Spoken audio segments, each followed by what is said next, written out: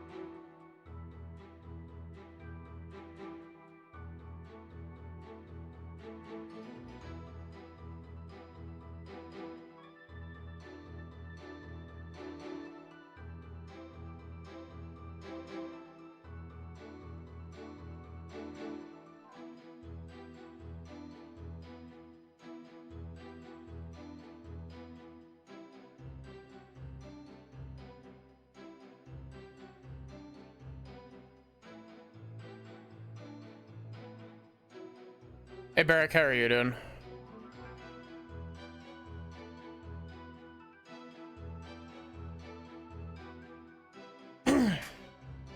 Hope everyone's doing good.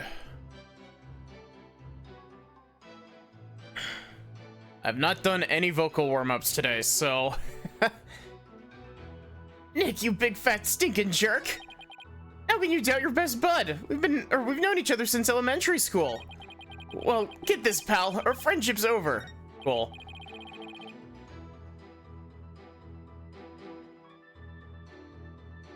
Well, I guess about all I can do. Try to get some kind of statement out of him somehow. Good luck.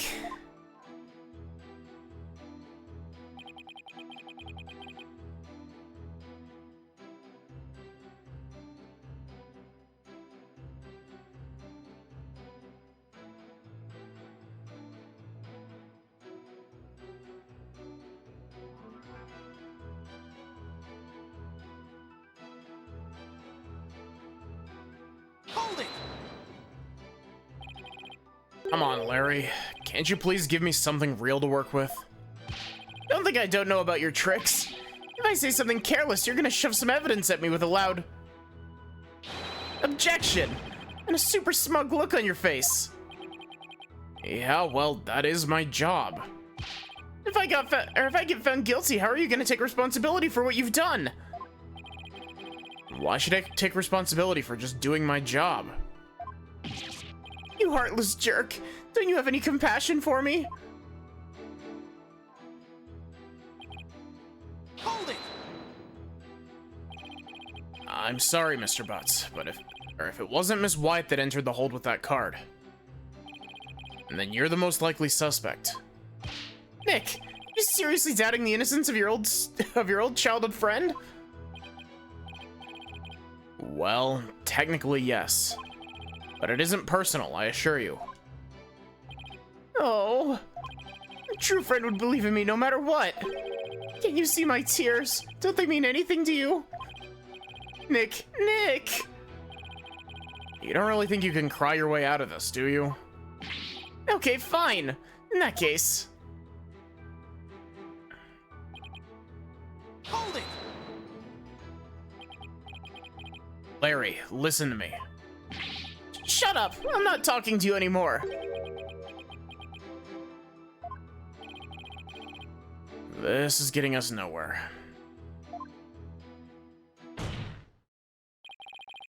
Come off it, Larry. If you don't quit fooling around and start testifying, Miss Wyatt will be found guilty. For real? No new information comes out of this cross-examination. And yes, Mr. Butts, for real. Not that I would have a problem with that myself. Larry, just tell us the truth already.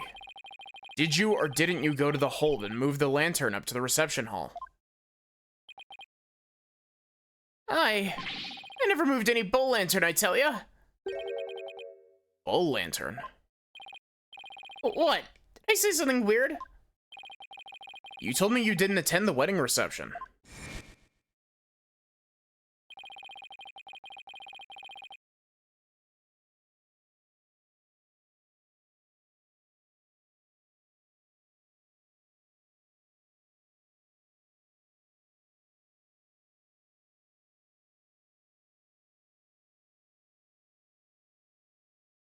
Did you believe they told me only family and relatives could attend? They wouldn't even let me in the reception hall. Yeah, so what? And that's odd. No one in this courtroom ever mentioned the sex of the lantern that was moved. That's a weirdly phrased sentence. So how would you know that it was a bowl lantern? You didn't actually have to go to the reception to know that. Anyone could tell there were two Pegabowls by looking at the Flying Chapel pamphlet. Yeah, the sex lantern. That's why there's a cubby inside of it. All I can tell right now is that there's a strong sense of bull in the air in here. Please add that last statement to your testimony, Mr. Butts.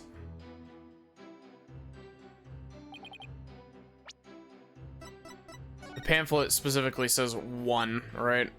Yeah. Objection! I want you to take a look at this, Mr. Butts. Because unfortunately for you, the pamphlet clearly shows a Peg-a-cow and a Peg-a-bull in their example diagram of the reception hall. Huh? But on that day, instead of putting a Peg-a-cow and Peg-a-bull out for the bride and groom, there were 2 male Peg-a-bulls on display. Yet somehow you knew there were 2 Peg-a-bulls in the reception hall on that day. There's only one way you'd know something like that, Larry. It was you who moved the Peg-a-bull into the reception hall, wasn't it? Ah! No. Larry, you didn't. Mr. Butts, did you move the lantern containing the victim's body to the reception hall?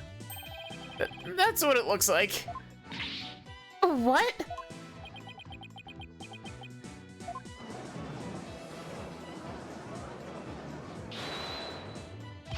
Wait, Nick. You don't think I'm the murderer, do ya?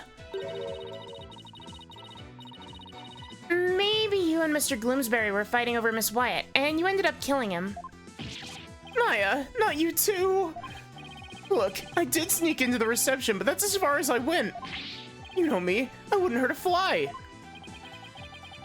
You snuck into the reception? Yeah, sure, but some of the Sprocket men caught and locked me up in one of the cabins. It was pretty awful, actually. That's when I made that drawing of the pterodactyl I showed you, Nick. Ixnay on the Aerodactyl Pate. I like that joke doesn't work in text very well. Hi Bella, how are you doing?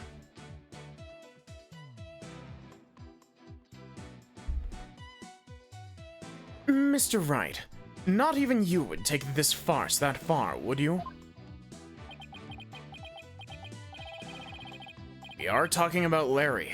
What do I do? Do I accuse Larry of being the true culprit? No. No, you're right, Mr. Edgeworth. Mr. Butts didn't have a reason to kill Mr. Gloomsbury. He might have had an imaginary reason to kill Soren Sprocket, sure, but not Mr. Gloomsbury. After all, he did steal Mr. Sprocket's bride and try to elope with her. Just because I tried to steal somebody's bride doesn't make me a murderer.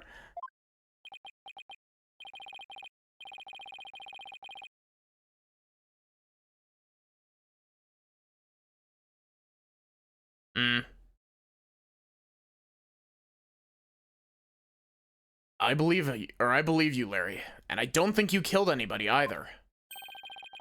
You'd never do anything like that. Nick, old buddy, old pal. I knew you'd come through for me. Funny that, considering your sworn testimony just now that we were through. Mr. Butts, it's time you told this court the whole truth, understood?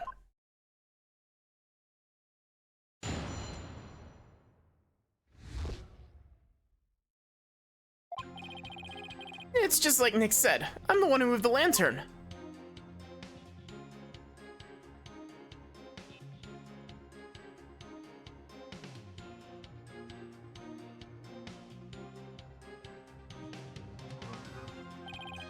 I was poking around the reception hall before the main event and saw the lantern was broken. There was a note on it that said, exchange with the one in the hold. Ellen. So I decided to do Ellie a favor.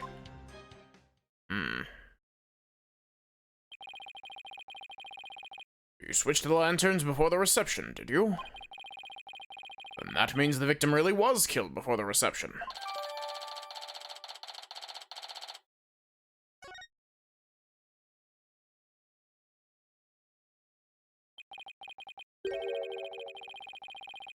It would appear that Mr. Butts completely fell for the defendant's scheme. Scheme? What scheme? This note from the defendant. Exchange with the one in the hold, Ellen. Mr. Butts moved the lantern with the body in it up to the reception hall because of this note. And thus he has become a suspect in Mr. Gloomsbury's murder. That second lantern did feel pretty heavy. But I never would have thought there was a dead body in it. Was a note like that doing on a lantern in the first place? You've got it all wrong, Mr. Edgeworth. I left that note for myself. It was simply a reminder because I can be very forgetful. Objection! What a sorry excuse, Miss Wyatt. The prosecution contends that this note shows one facet of the defense's murderous plan. And you, Mr. Butts, you played right into Miss Wyatt's hands. No way, Edgy. I don't believe it. Objection! You still really believe Miss Wyatt to be the culprit, Mr. Edgeworth? Of course. My stance on the matter remains unchanged. If you think I'm wrong, then prove it with your cross-examination. Gladly. Very well, Mr. Wright. You may cross-examine the witness.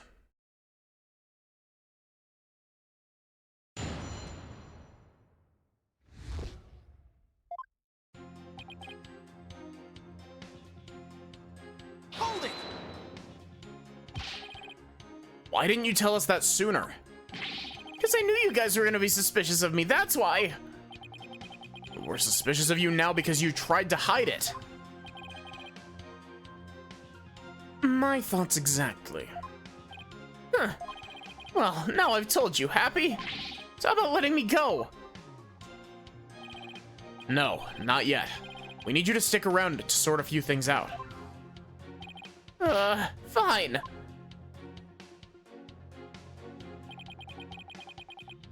Hold it! The lantern you swapped out was a female Pegamoo, a Pega cow, right? Yeah, I guess. Why did you replace a female lantern with a male one? Because I was too busy trying not to get caught. I didn't have time to check for little details like that. You didn't want to get caught. You could have just left well enough alone, you know? Whatever. Anyway, when I took a look at the broken lantern, I saw... Hold it! That note wasn't addressed to you, was it? Well, I guess not, but... How could I let my dear sweet Ellie do all the hard physical labor on her own? It's precisely that thought process that constantly gets you in trouble, Larry. And besides, it was my big chance to show her how much I cared about her.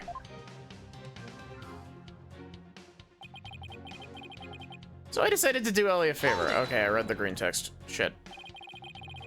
Nobody saw you the whole time while you were switching the lanterns. Nope, I didn't get caught. Not that time, anyway. Not that time. Yeah, when I tried to sneak into the reception hall the first time. Oh my god! I didn't have that much luck. The Sprocket guy spotted me and nabbed me.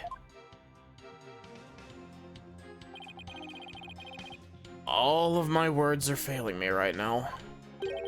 Pretty exciting, don't you think? Larry, you need help? And they locked him up in one of the cabins. Nick, what are you asking about stuff like this for anyway? Shouldn't you be trying to prove Ellie's innocence? Well, is that statement of import to this case? Yes.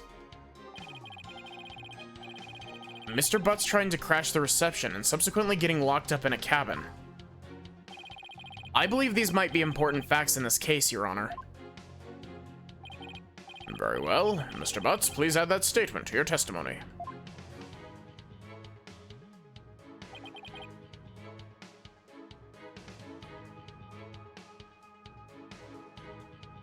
Hold it! You got locked up. Then what happened? I broke out. Then I started looking for Ellie and wandered into the reception hall again. That's when I saw the broken lantern and replaced it. Even after they caught you and locked you up, you still went looking for Miss Wyatt? But, hold on a minute. What is it, Nick? Maya, doesn't something seem weird to you? Larry is saying he replaced the lantern after he broke out of the cabin. That's right. Oh, wait. Huh? You're right. It doesn't make much sense, does it?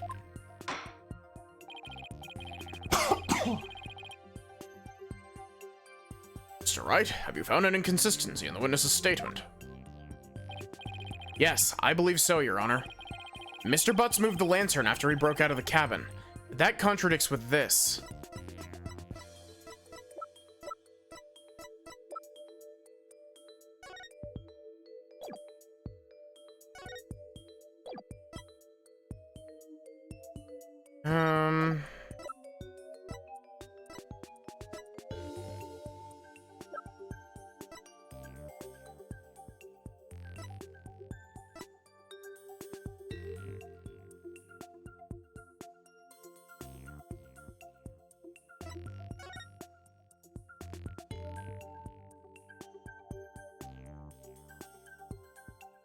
Part of me wants to say this.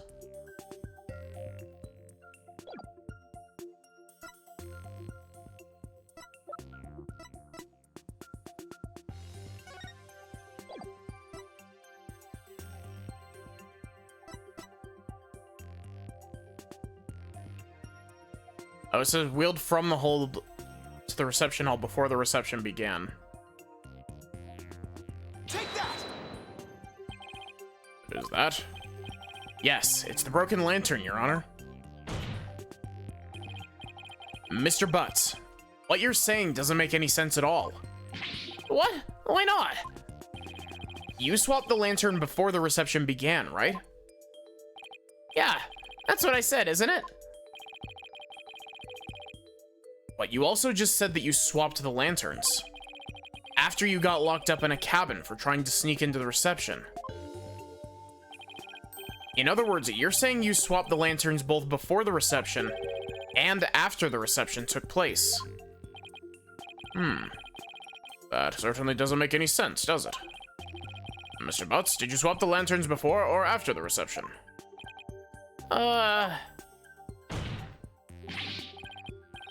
Which was it? Before or after? There's a world of difference between the two. Well, Mr. Butts? I guess I can't expect guys like you to understand. In a nutshell, it was both before and after the reception. What? I tried to sneak into the first reception and got locked up. Yeah, there we go. First reception? Uh-oh, I don't like where this is going. Then, through the power of Ellie's pendant, got rewound and we went back to the time before the reception. He did it between receptions. Yeah, that's more or less what I'm thinking. It was after that I replaced the lantern. So it was both before the reception and after the reception, get it? We went back in time to before the reception. Of course the reception would take place. How many fucking times can you say reception? One more time after that, right? That's why I said it makes perfect sense. Mr. Wright, what in the world is the witness talking about? Has he developed some sort of intellectual ailment I'm not aware of since I saw him last? Well... None of the Sprockets seem to remember the time skip, but I do. And Ellie remembers it too. I think the power of our love for each other made that miracle happen. Shut up, Larry. Mr. Wright, I'm sorry, but... Would you please translate this man's gibberish so the rest of us can understand? Now I have to be the one to explain about the whole time travel thing? Go on, Nick. I know you can do it. Looks like you don't have much choice, Nick. To heck with it. Can't lose any more of my dignity today anyway.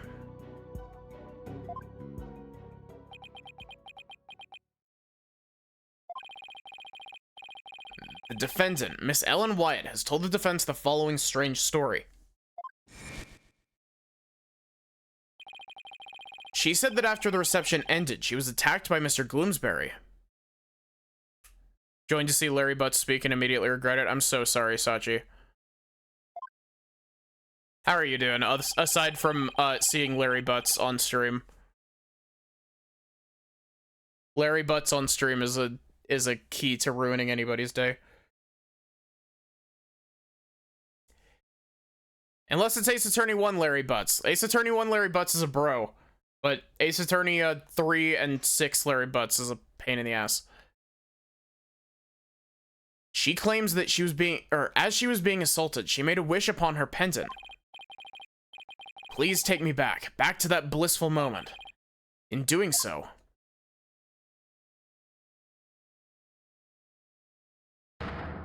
Is it about 100 line, Sachi?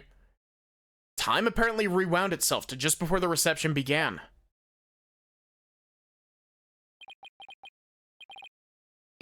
What? I know it's hard to believe, but think about it this way. Through the power of the pendant, both Ellen Wyatt and Larry Butts experienced time travel. What?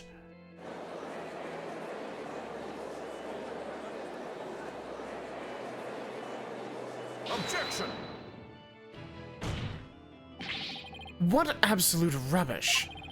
Mr. Wright, I've heard my fair share of your nonsense over the years. But this takes the cake. Have you thoroughly lost your mind? Objection! But this is simply the conclusion that I came to, using that logic ability you love so much. What? Oh, thank you, Saribot. The truth of the matter is, the future president of Sprocket Aviation, Soren Sprocket, has been researching time machines. So what if a time machine has already been successfully created? And what if it's one of Sprocket Aviation's top secret inventions? A time machine? Yeah, I even saw something while we were time traveling. I saw a pterodactyl flying through the sky. Maybe the airship was sent to travel through time for their honeymoon trip. What? A pterodactyl? Objection! You can't possibly have any evidence to back up your ridiculous time travel story. Well,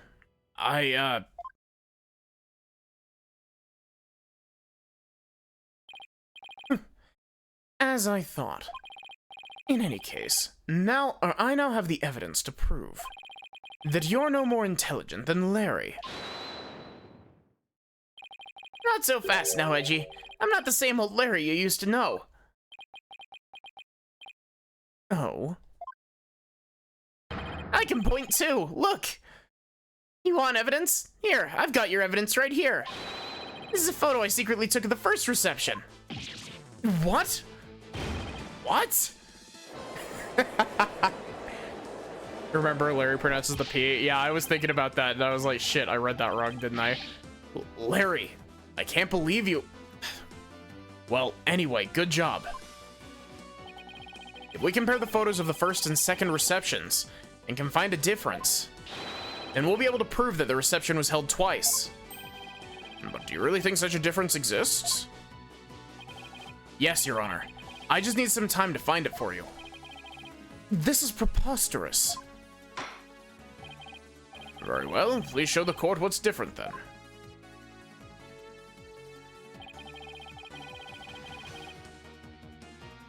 This is proof positive that the wedding reception was held twice. It's the bouquet, because the bouquet in the first one was yellow, and the bouquet in the second one is red, right? Yeah. Take that! Please direct your attention to Miss Wyatt's bouquet of flowers. Okay, I don't want to speak too soon on this, but unironically, so far this case is marking up to be probably my favorite one of this game. Like, don't get me wrong, there were some good cases in the base game, but like I'm enjoying this case a lot. In the photo one of her in-laws took, the defendant is holding a yellow bouquet.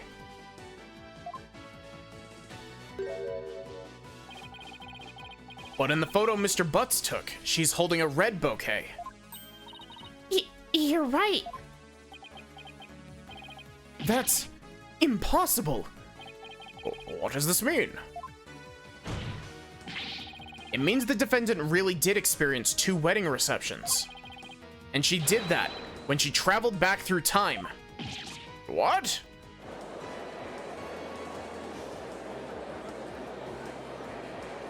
Okay, so the real question with this is, does that just mean that, like, all of the in-laws were in on this shit? Nick, you did it. You proved Ellen's time travel story to be true. Yeah, I can hardly believe it myself. Insufficient amounts of Dirk and Rafa to be the best case in the game. Okay, the last case, I will admit, the last case was a banger. The last case was really good.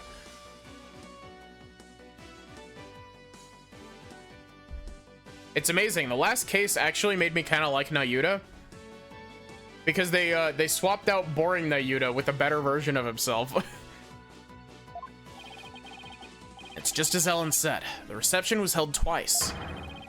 This turns every assumption we've based this trial on upside down. Objection!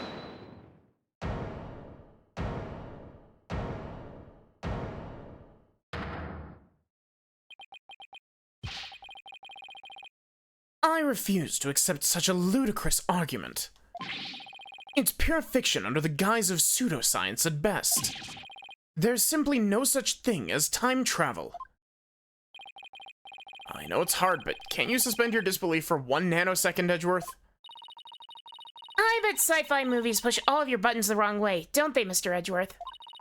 I can totally picture you yelling, "That'd never happen," every 5 seconds at the screen. Maybe you should stay away from movie dates altogether. That's neither here nor there. Wow, Maya, you just laid into him. This is real life we're talking about. The proof is clearly shown in the 2 photographs. That's right, Mr. Edgeworth. No matter how Fine. I'll entertain your absurd delusion. If only to demolish it before your very eyes. What? Let's start with this then, shall we? There's one thing your time travel theory fails to explain. Tisk tisk. And that is the memories of the other guests there. The defendant and Larry remember the reception occurring twice. But no member of the Sprocket family has even mentioned such a thing. That's because the time machine is classified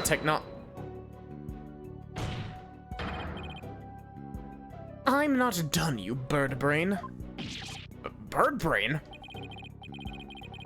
As I was saying, if the entire family had been sworn to secrecy, then why hadn't they sworn the woman who was marrying into the family to secrecy too? That's a good point. Honestly, all it takes is a little common sense, Mr. Wright. Even still? How do we know that the trip through time did not really occur? There's proof in the photos that it did, and besides, if time travel doesn't exist, well, I'd be a little disappointed, frankly. I was hoping to go back to the days of my youth. You mustn't allow yourself to be taken in by Mr. Wright's whimsical tales, Your Honor. I've read about it in various literature, you see. And they all say that time travel is just not logically feasible.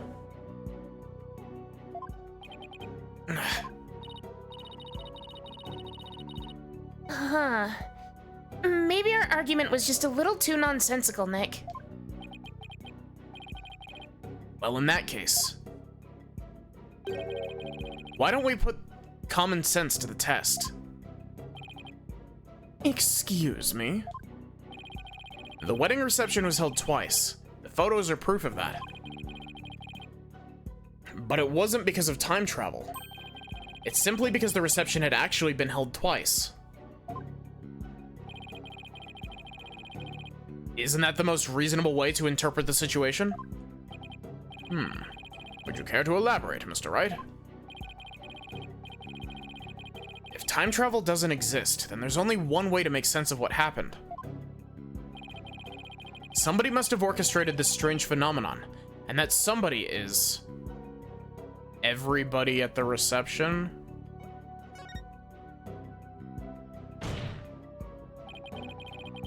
What if all the guests at the reception conspired together to hold the reception twice and keep quiet about it?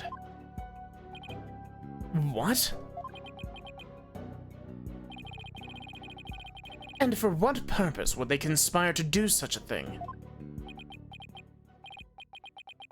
Well,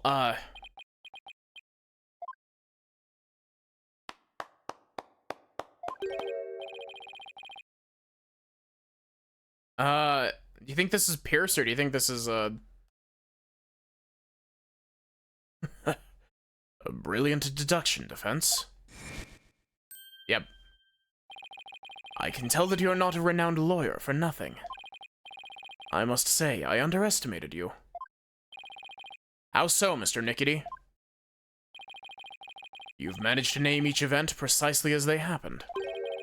You've revealed it all to the light of day. Then, that means... it was us. We orchestrated the whole thing. Yes, the reception was held twice. But not because of time travel, no. We simply held it a second time. What? Why? Why would you do such a thing?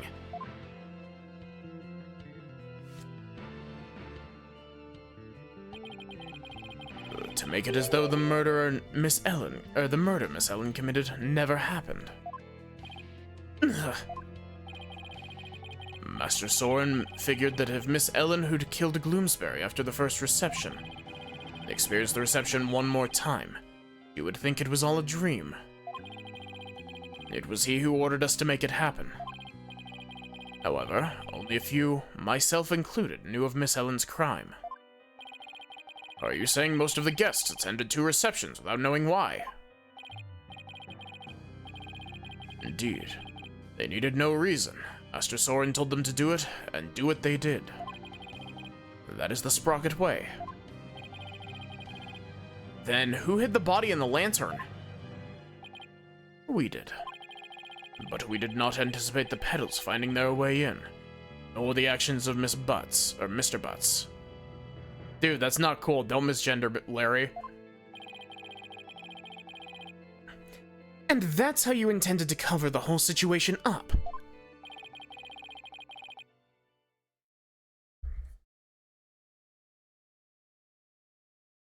There's just one thing everyone here has wrong. Real scene of the murder was not the hold. It was the Vista deck. What? Then Miss Wyatt's recollection of the events must be correct. I admit we tried to cover this incident up. But the fact that Miss Ellen killed Gloomsbury is undeniable. This is quite a turn of events.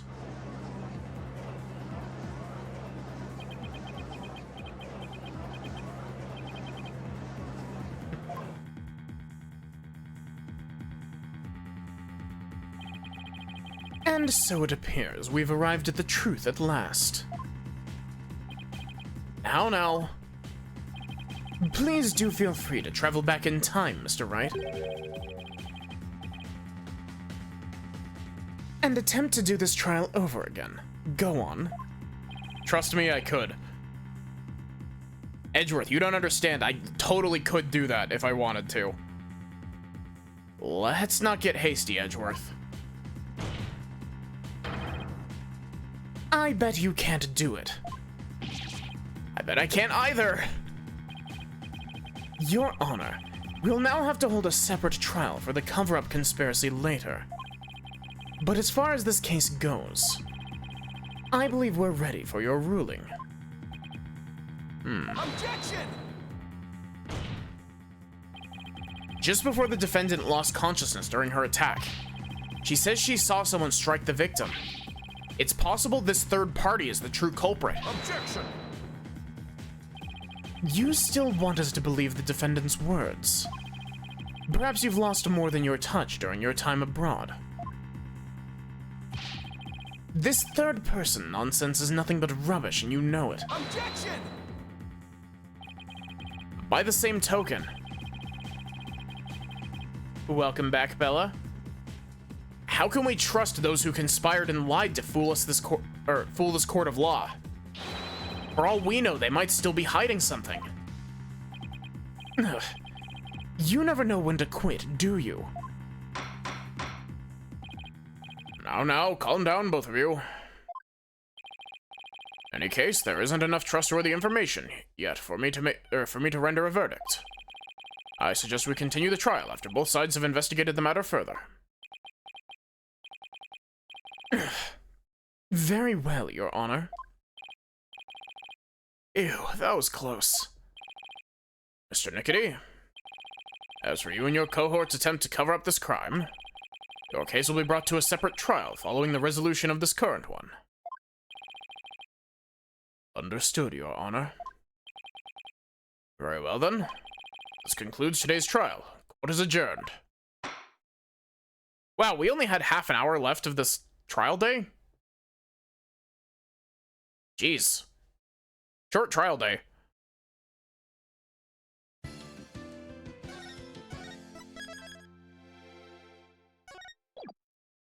Right back into the investigation.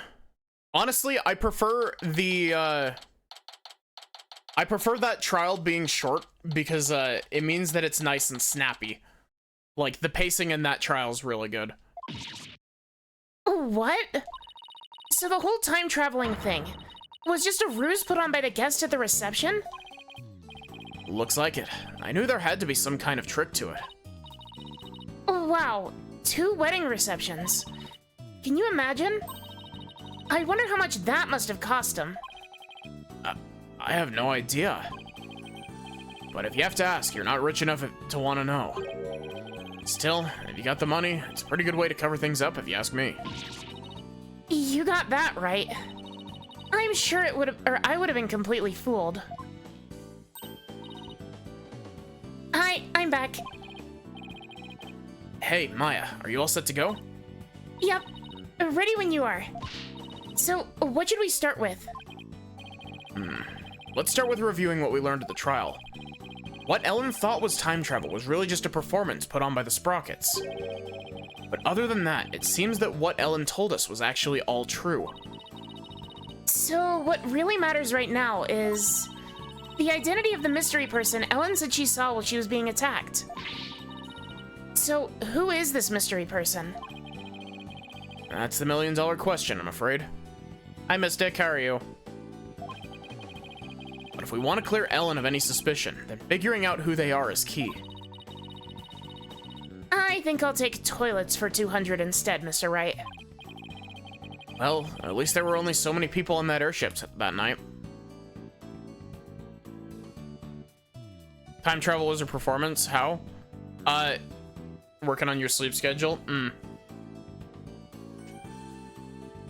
Have I fixed redeems? Redeems have in fact been fixed.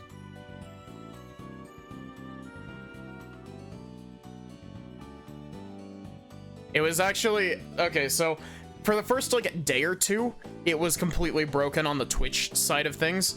And then for the preceding 3 days after that, it was just set up incorrectly because I hadn't updated my stuff.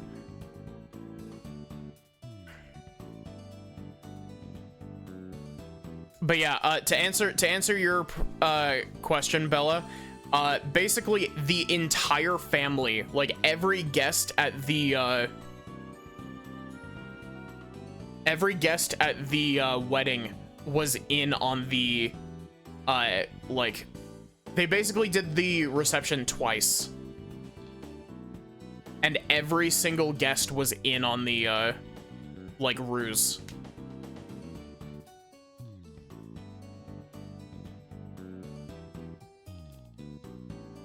No, that's what they stated, Mystic. Well, at least there were only so many people on that airship that night. We know who the mastermind of the whole cover-up plot was, too. So, that's good. You mean the groom, Soren Sprocket, right? Exactly. He might know something that can help us out. Is this gonna be Larry? So then, what am I doing here?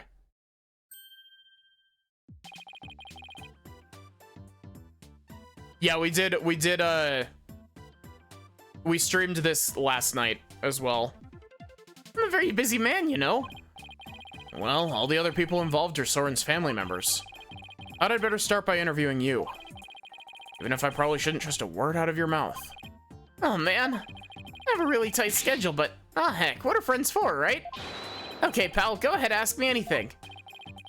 You do remember it was you who came to me for help in the first place, right?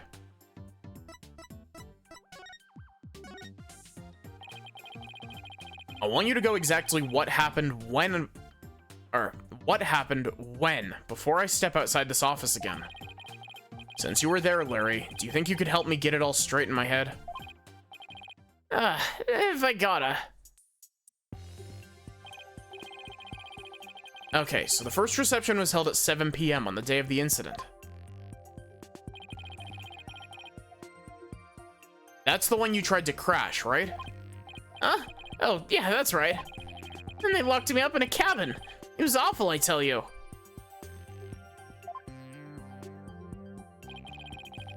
Too bad we're not here to focus on you, Larry. And then the incident occurred after this first reception at around 10 p.m.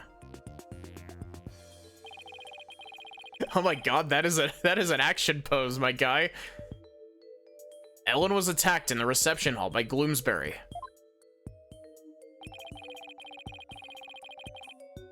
He forced her out onto the Vista deck and was just about to kill her. But Ellie fought back and ended up killing old Gloomsbury instead. Cover it up, the family quickly threw together a second reception. That's what Edgy's claiming anyway.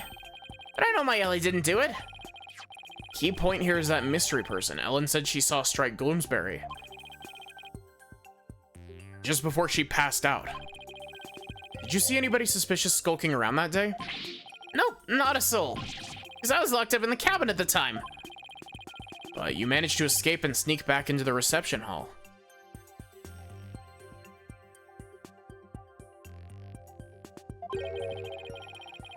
That's when you switched the lantern in the event hall with the lantern in the hold, right?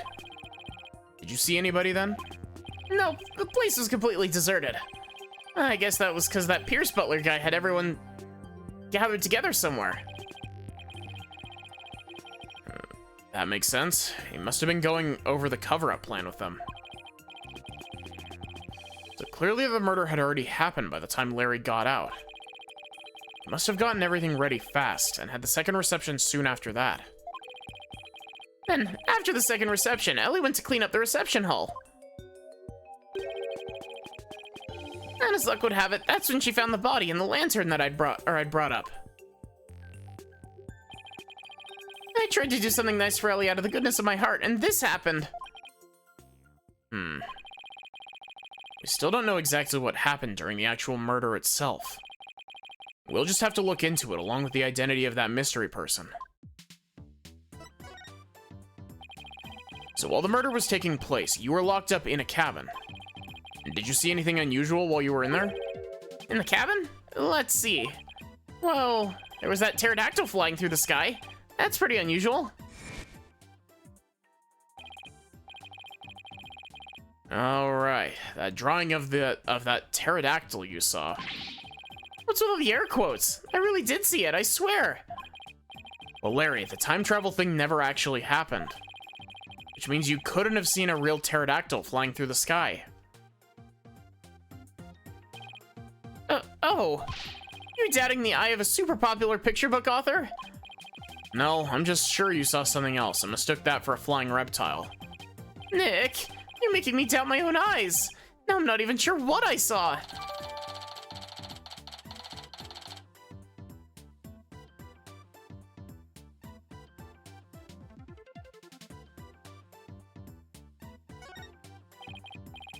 Either way, you have no idea what actually happened at the real scene of the murder? That's right, and I can say that with every confidence. Oh wow, would you look at the time? I'd better go. I have my book signing to get to. A book signing? Whose book? Whose do you think? It's mine, of course. It's a Laurie Stoneham book signing. And you went around and begged a bunch of bookstores to let you do one. Of course not. They're the ones coming around to beg me. It's like I guessed right. Anyway, I have to go. I'll send you 10 copies of my new book that just got released the other day, alright? 10? Very generous of you. What are you talking about? I'm gonna send you the bill too, of course. Just put them down as office expenses or something. Well, see ya.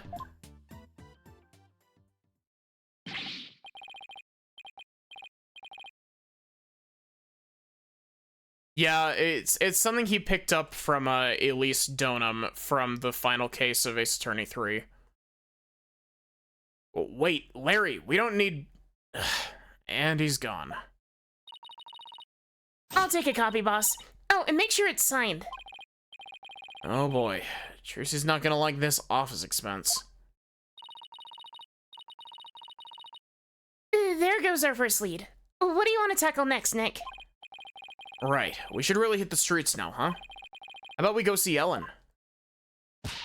Sounds good, boss. I bet I can cheer her up. I thought you were going to help Trucy with her magic show again today, Athena. Weren't you supposed to go meet with her right about now? Trucy said she was going to practice her new trick on you, if I recall. On me? Really?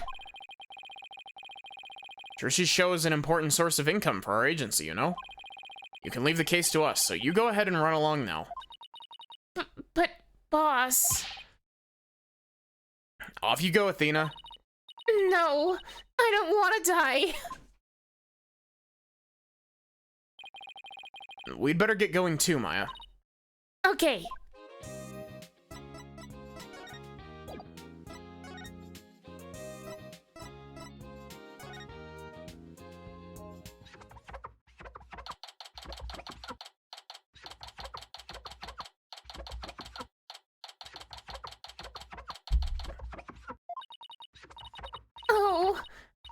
Poor sweet Soren.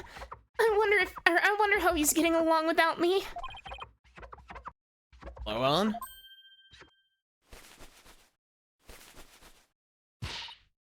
Oh, Mr. Wright. What's going to happen with the trial, do you think? Well, first and foremost, we have to hurry up and find this mystery person you saw just before you passed out. No, she was literally the family's maid. Before, Soren, wanted to marry her.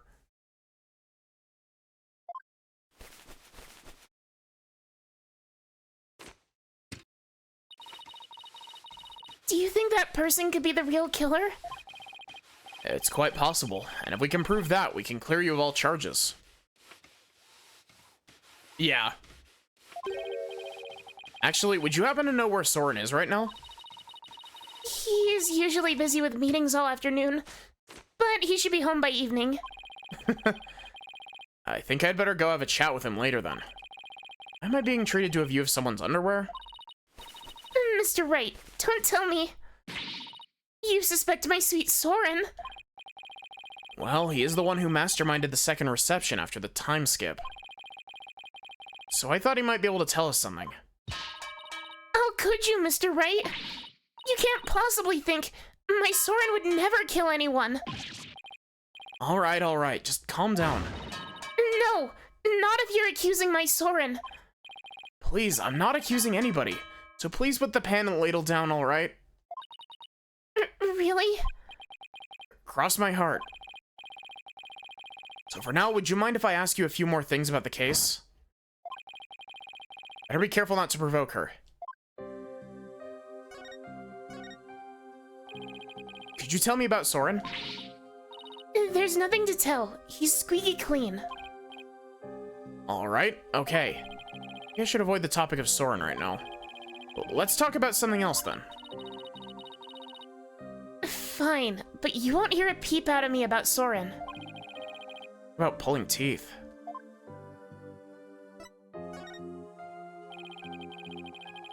Could you tell me about Pierce Nickety then? Pierce. He came to Sprocket Manor about a year ago. As the family butler, he's now in charge of everything in the household. Only a year ago. You have some kind of special connection with the family? I'm just a maid, so I'm not privy to such things, I'm afraid.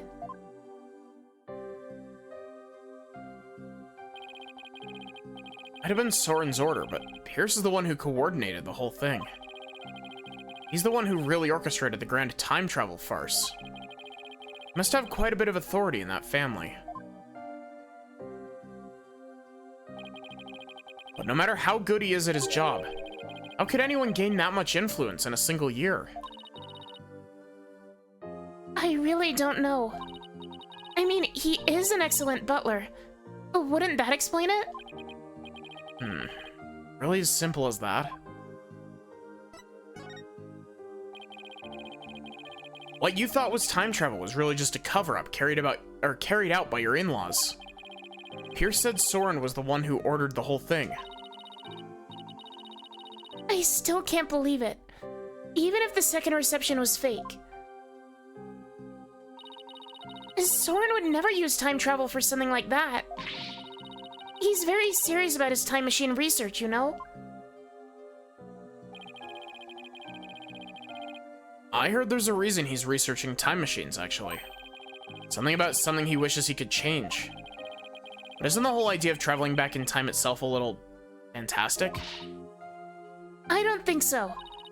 After all, Soren said real time travelers do exist. Really now? You think he knows someone who actually traveled through time? That's right. I haven't seen it personally, but Soren said as much. So I believe it. Somebody who actually traveled through time, huh? It's pretty hard to believe.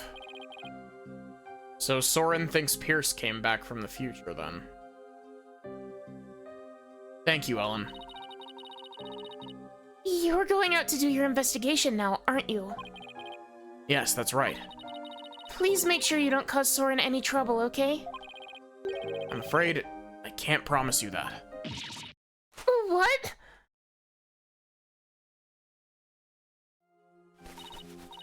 Please, whatever you do, please don't upset my poor Soren any further.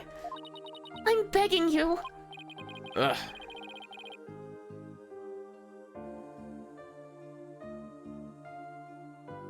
Sorry, give me a sec.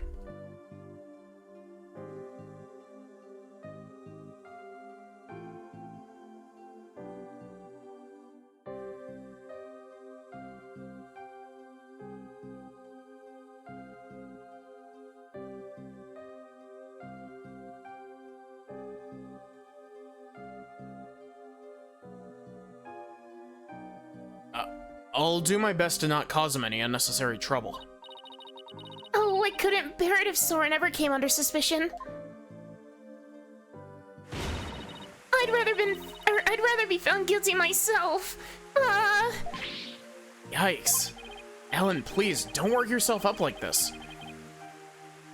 You don't want Soren to worry, do you?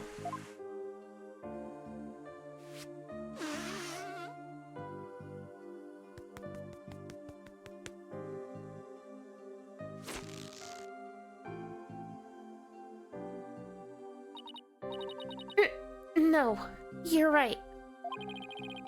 Floodwaters recede once more.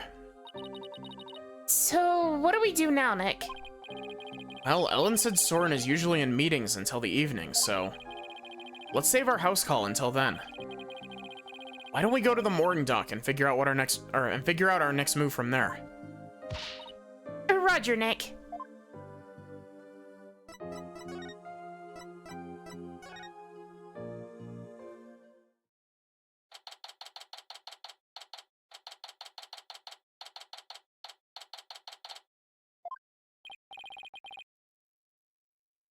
So where should we start? Let's see. Are there any places we haven't examined yet? We already investigated the reception hall and Sprocket Manor. I know. We haven't looked at the Vista deck or the hold yet. Hey, you're right. We've still got some pretty important places left to examine, don't we? The Vista deck is the actual scene of the murder, right? The lantern with the body in it was stored in the hold. I think there's a good chance we'll find some important clues in those locations. Do we know how to get into the hold? Good question. I think it was labeled in the diagram of the airship in this pamphlet. There it is. My Maya voice is a little bit off tonight. I don't know what's up with it. Well, what are we waiting for? Let's go.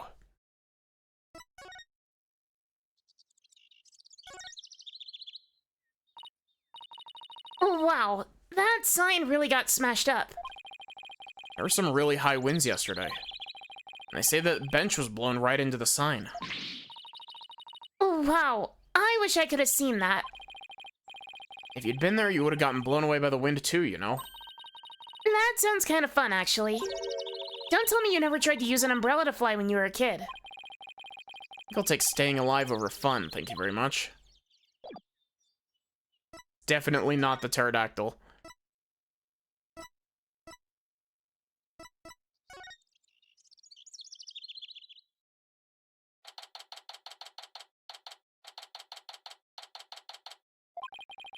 This is the hold. This is where Pierce orchestrated the whole cover-up operation. We better go over this place with a fine-tooth comb. Hey, Nick. Oh, weren't we supposed to need a key card to get in here?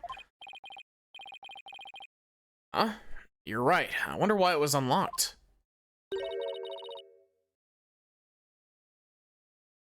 Emma? How's it going, Mr. Wright? Yep.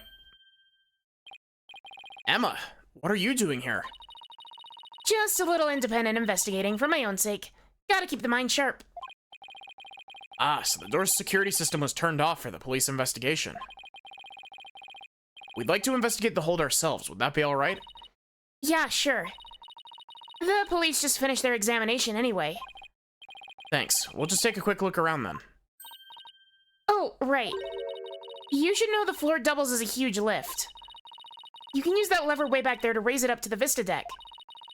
The police inspected it already, but didn't find anything of particular interest, it seems. If you do go up to the Vista deck with the lift, be careful not to fall off. Got it, thanks. That goes double for you, Maya. Yes, ma'am. Well, let's get this show on the road. I've been pinged. Oomst.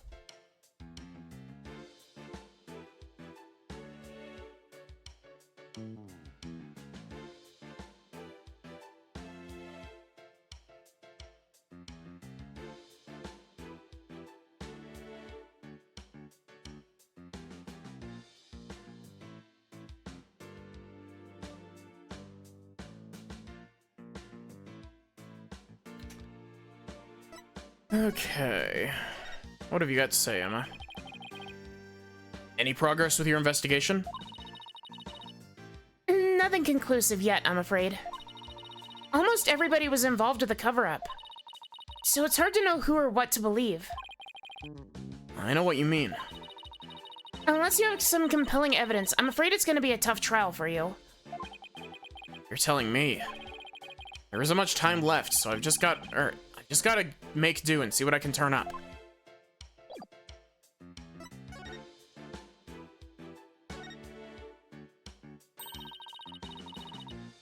These are the flowers we saw in Larry's photo. Petals make them look like little gears. Perfect flower for the Sprocket family, huh? You think we're going to shower the couple with petals? Or with the petals? You mean kind of like how people throw rice or confetti? Yeah, like that. Only these were found at the scene of a murder instead.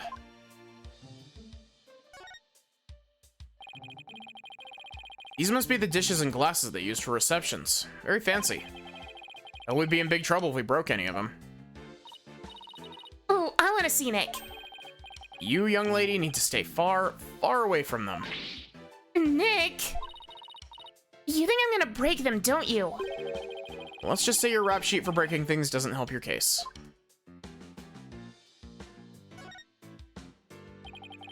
So this is the airship's engine. It's pretty impressive. And it's rhythmic like a heartbeat. It's the literal heart of the Flying Chapel. Look at all those huge gears spinning around and around and around and around. And, ugh. I think I'm starting to get dizzy. Yeah, me too.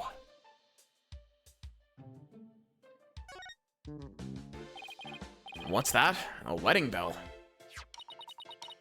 According to the pamphlet, it's used on the Vista deck during wedding ceremonies to bless the newlyweds.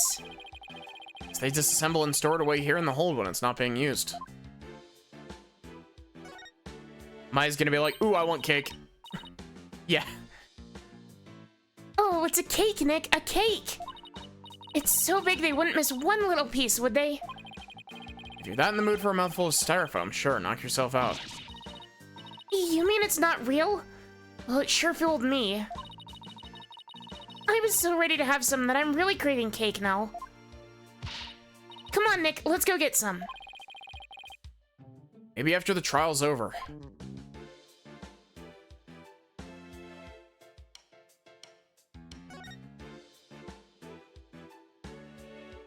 Slow camera pan. There are 2 male Pegable lanterns in the reception hall. That must mean that these 2 are female Pegacal lanterns. Oh, Larry got their sexes mixed up when he replaced the one in the reception hall, huh? Didn't he see the horns? The difference is pretty glaring if you ask me. Yet he managed not to notice. That's what makes Larry Larry.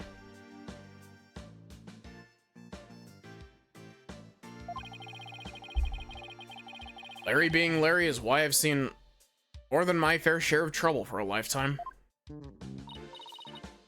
Oh, Mr. Wright. You know that lantern the victim was found inside at the reception hall? Or inside of? Yeah. I'm just about to go piece it back together so the police can examine it. Oh, okay. We'll stop by for a look too once you're done fixing it.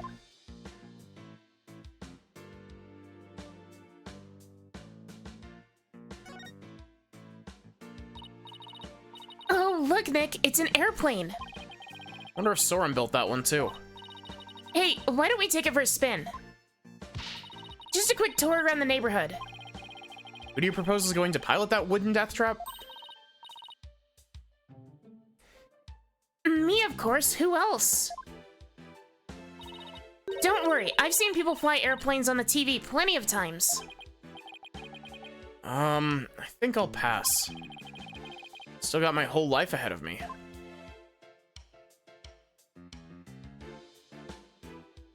That seems to be basically everything except for the lever. Oh, what? Huh? It looks like there's some fingerprints on this candelabra. Yeah, I just got done dusting that.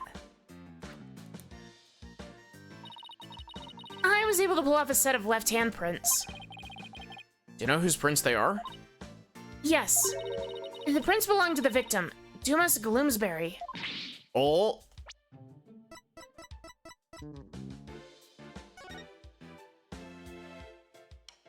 This isn't Gloomsbury's note. Or at least it wasn't written by him.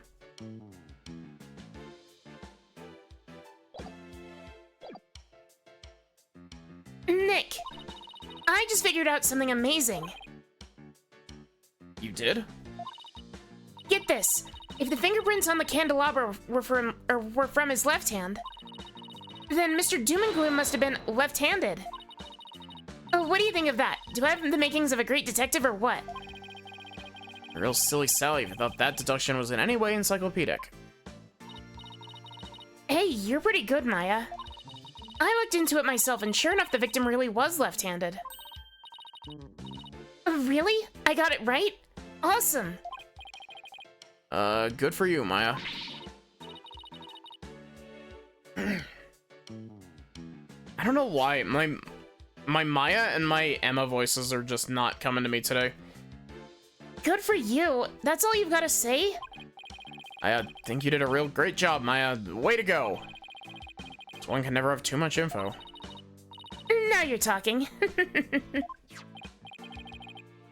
But come to think of it, this candelabra isn't in the photo Larry took of the hold, is it? That picture was taken when they were getting ready for the first reception, right? The candelabra must have been brought in here sometime after that, then.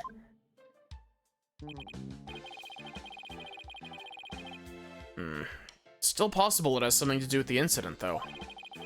Better add it to the evidence file, just in case.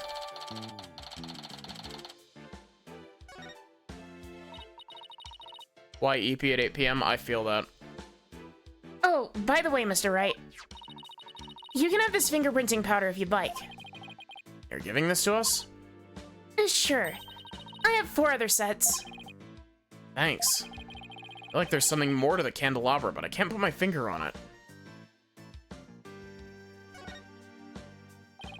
Oh look, there's the lever to lift, or to the lift Emma told us about. Let's try going up on it. I'll flip the switch. Here goes nothing. Wait, I'm not even on it yet. Oh cool, there's blood.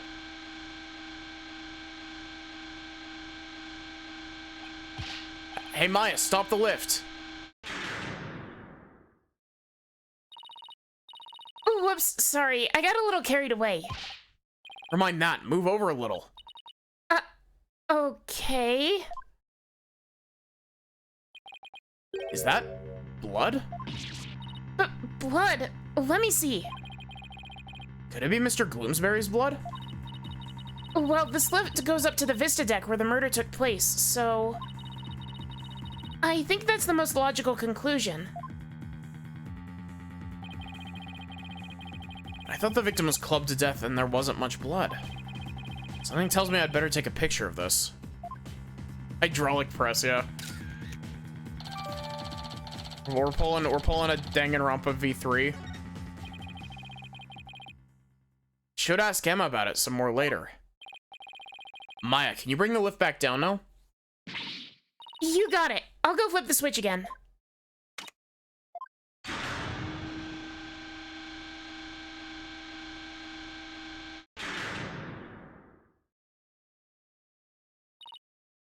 Done. I want to find out some more about that blood stain. How do we know who is crushed? But for now, I guess we should go up to the Vista deck. Take a look around the actual crime scene for ourselves. The view must be great from up there. I bet it'll be awesome. You mean it would be if it wasn't the scene of a murder? Okay, to the Vista deck we go. Make sure you actually get on the lift this time, Nick. I know, I know. Okay, I'll just flip the switch again, and away we go.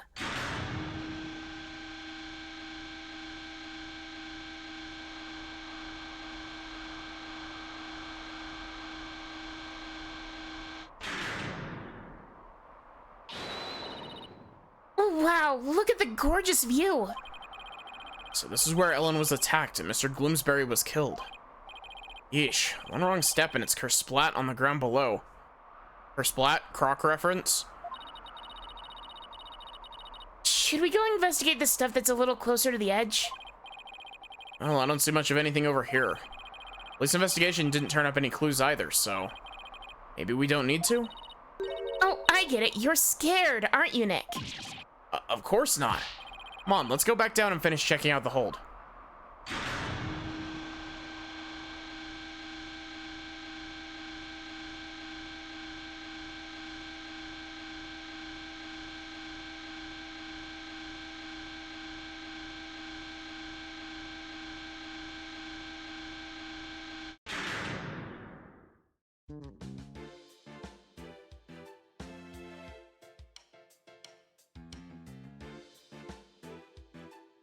Pretty sure we've got everything here.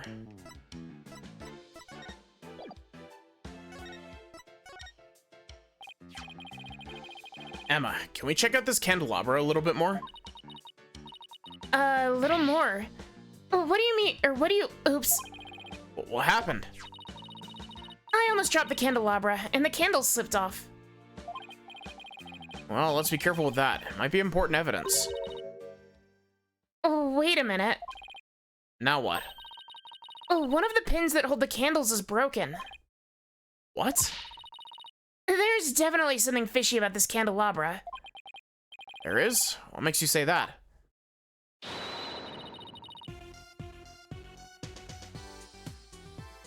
Call it forensic investigator's intuition. We already dusted this for prints earlier, so let's test it with luminol this time. Telling Emma she'd use every test she has at the same time if she could. Just hang on, this'll only take a second. Well, this turns up a new lead somehow. Well, Emma, did you find anything? Take a look at this, Mr. Wright. What's all that blood doing on there?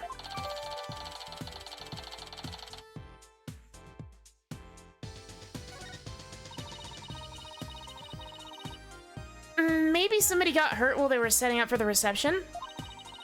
These pins are pretty sharp. One of the pins is broken. Means there was some force involved. I think maybe somebody got stabbed? But nobody reported anything like that. Quite a bit of blood. Wonder whose it is. If I have anything that might shed some light on that, I should probably show it to Emma. It's the crime scene photo. He got, like, pierced through the hand with it.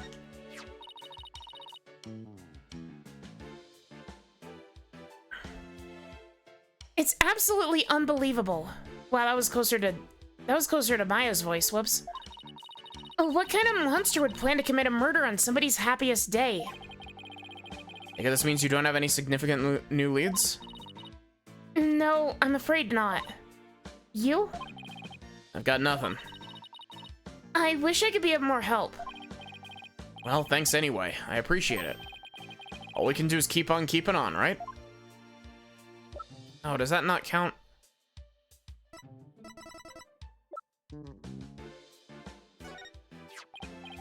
Emma, about this bloodstain. Doesn't something about it strike you as odd? Oh, what's so odd about the victim's blood? That's not exactly... It's just something about it that bothers me. Now that you mention it... I can't say I necessarily disagree with you. Maybe I should talk about this some more with her. About this bloodstain. Oh, what about it? There's something about it that's been bothering me. Oh, yeah? What's that? Hell, there's a huge bloodstain on the crime scene lift and a bloodstained candelabra.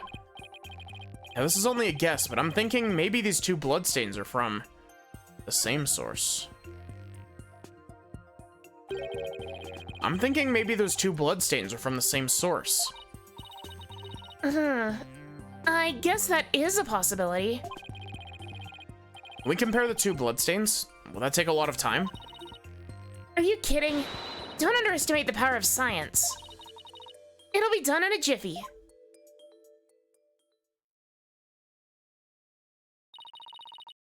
And the results are in. That didn't take long now, did it? It seems the blood from the lift and the candelabra are from the same person. God, Emma, why is your voice so hard for me to do right now?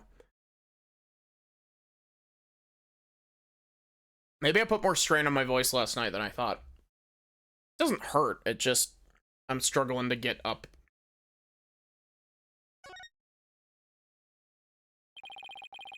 Well, the victim was clubbed to death, and there wasn't all that much blood. But if this isn't Mr. Gloomsbury's blood... Well, this is just a guess, but... What if Mr. Gloomsbury stabbed somebody with the candelabra pin? That would explain both the huge blood stain on the lift and the blood on the candelabra. Oh my goodness. If that's true, then that means there was somebody else present at the scene of the murder. It does, doesn't it? This just might substantiate Ellen's statement about a third person. Emma, could you have this blood analyzed? Sure thing. Mysterious bloodstain on a candelabra with the victim's prints on it. This might just be the thing to back up Ellen's memory of seeing a third person. Next up, the reception hall. It might be worth taking another look around in there. The reception hall? The forensics team is in there investigating right now. Oh, they are? Well, we don't have time to just sit around, so let's go check out something else. Good idea. We could go question some people. Especially Soren. I have quite a few questions for that guy. This sounds good, Nick. I'll have to do some legwork then. Yep, thought we'd head to Soren's house for starters. He was accompanying the police on their investigation here earlier, but he's probably home by now. Great, thanks. Later, Emma. Thank you for the hydrate, Bella.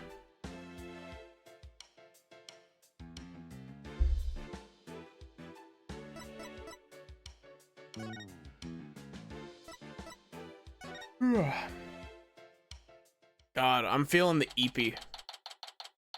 Today is a very eepy day. I still can't get over how gorgeous Sprocket Manor is. Just don't touch anything. I wasn't going to. He was definitely going to. I was told I had guests. Thank you for seeing us, Soren. We know you're busy. We'd like to ask you a few questions about the case, if you wouldn't mind.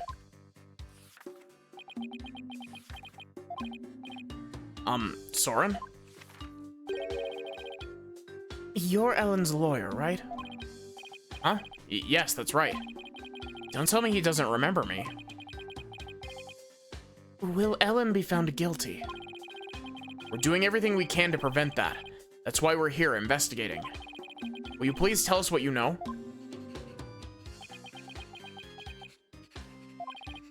Soren? All right, fine.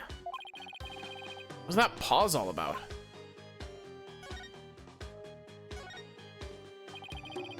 It was you who gave the order for that large-scale cover-up plan, isn't that right? What large-scale cover-up? Don't play dumb with us. You held 2 wedding receptions in order to try and cover up Mr. Gloomsbury's murder. Ellen thought that through the power of the timekeeper you built, she traveled back in time. Ah, so that's why there were 2 receptions. Wait, does he seriously not know why the reception was held twice? Looks like I'll have to delve deeper here. So the cover-up scheme, that fake trip through time. You're not the one who is behind it all. Pierce Nickety stated in court that you were the one who ordered it to be carried out.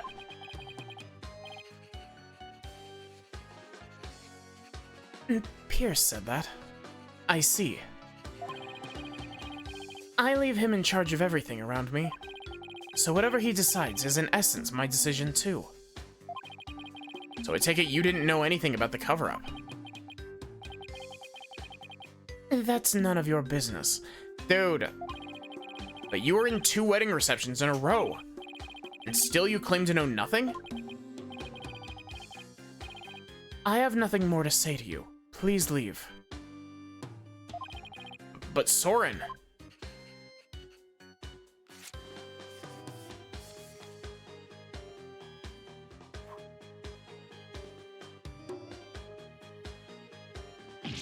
Ow! Oh, there's something written on this paper airplane. Let's see. Go away. Doesn't get clearer than that, huh? Looking especially uncooperative, but maybe I can grab his attention somehow. Still that one piece of evidence I don't know much about. It's worth a try.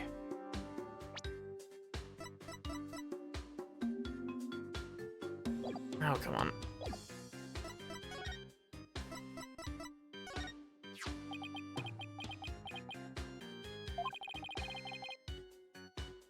What are you showing me that for?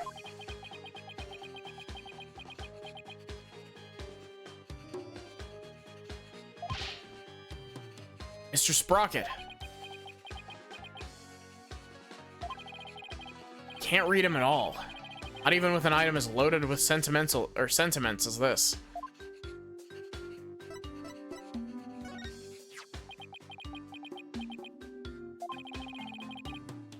What are you showing me that for? Mr. Sprocket.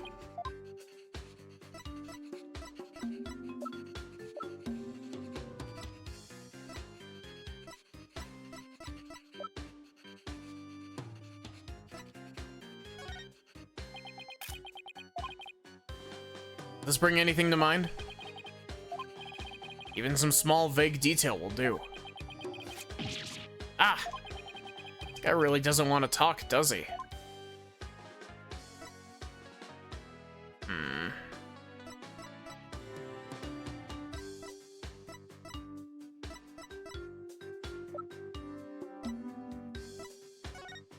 Here, look at this picture of your dead sister. Sis. I'm sure your sister would want the truth of this case to be known. How rude. He's intruding on the private lives of others. A part of your job as a lawyer.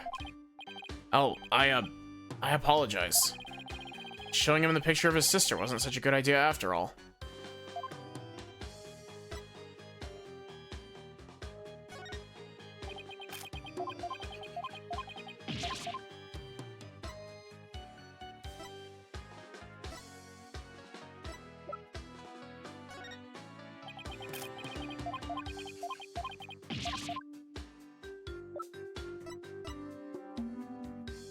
I'm just sending everything.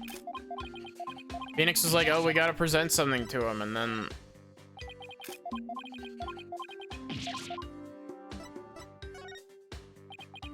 Look at this picture of a dead body.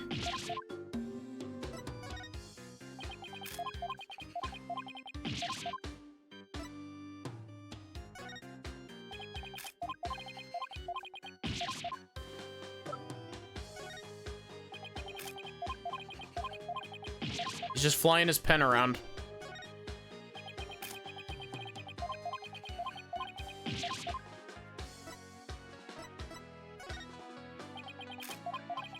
Phoenix, what the fuck were you talking about showing him some evidence?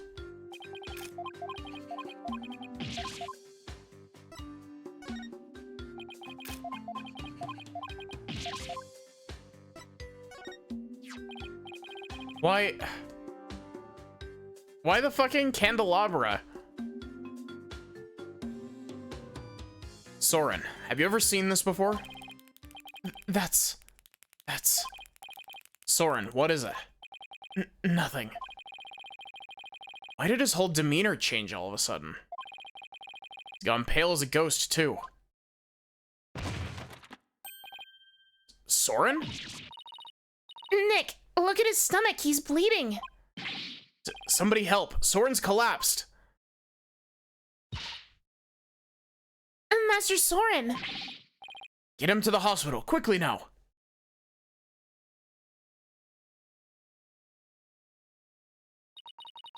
Poor Soren. That must be one serious wound. Oh, What is it, Nick? when I showed him the candelabra, his whole demeanor changed. I was just thinking that maybe his injury is... Huh? What's this? Soren's notebook. Must have dropped it in the rush to get him to the hospital. Oh, his notebook, huh? I wonder what's written in it, don't you? Come on, you know you want to take a peek. Soren's notebook. What to do.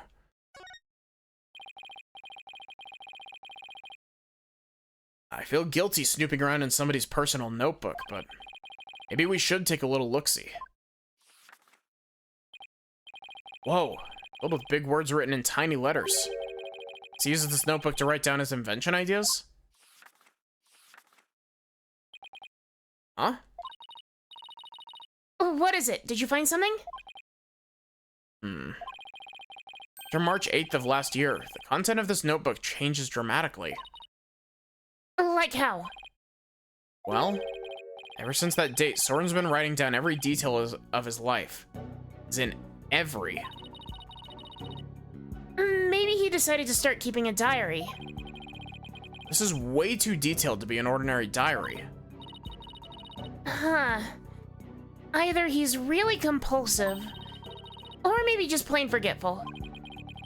But is it really as simple as that? Like something happened on March 8th that made Soren change. Well, why don't you let me take a look at that and I'll tell you. Hey, Maya, let go or we'll rip it. Now look what you did. You dropped it. You should have just let me take a look. Was this my fault? Oh no, Nick. Fell into that pool of Soren's blood. I read a thing on these 2 pages now. Uh-oh, you're gonna get it now. I guess it really is my fault after all. Let's just put it away carefully for now. Can't let anything else happen to it, you hear? And so we're stealing it. Huh? Hey, look, there's something sticking out of the notebook.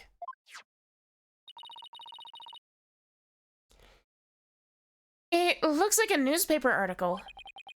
Let's see. It's about the car accident Soren's sister died in. Happened on March 8th. It's the day Soren's notebook completely changed. Wow. What else does it say? It says the driver at the time of the accident was Dumas Gloomsbury. It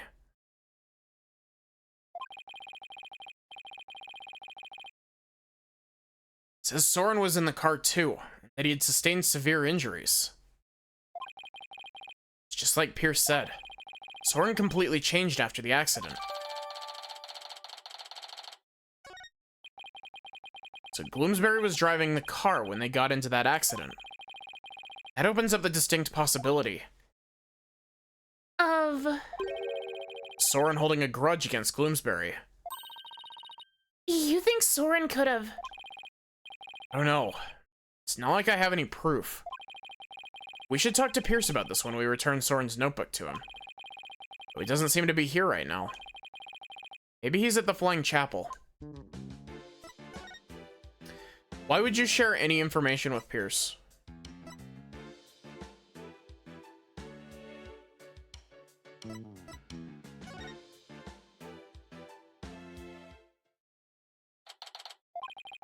Sure hope Pierce is around here somewhere.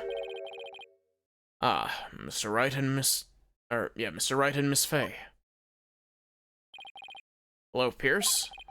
We were just looking for you. I'm sorry for Master Soren's sudden departure earlier. You have my sincerest apologies. It's totally understandable, really, but shouldn't you be at his side right now? It's fine. The other servants are with him, and I'm in constant contact with them.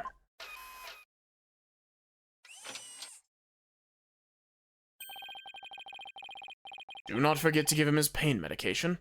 Be sure to keep him hydrated. Also see to it that he's not up and about. He needs complete bed rest. That's what happens when you're too rich for normal peasant phones. I must return to Master Soren now, but... Did you want something of me? Actually, here's Soren's notebook. He dropped it when he collapsed. Pierce doesn't notice a bloodstain. Oh, thank you very much for this. I'll see to it personally that Master Soren gets it back. Thank you.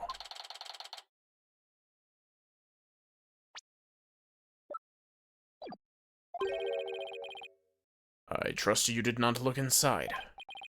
Oh, of course not. Because it's filled with numerous patent-worthy ideas, you see. Look, I know you're busy, but would you mind if I asked you a few questions about the case?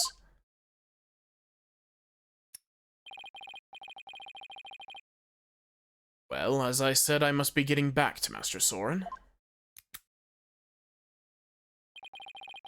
If you could make it quick, I would greatly appreciate it. Alright, I'll make this as quick as I can.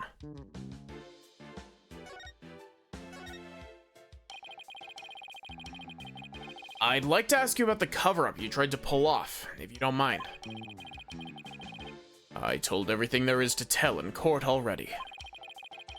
Disposing of anything that may harm the Sprocket family's reputation, my squeaky gamer chair, is simply part of my job.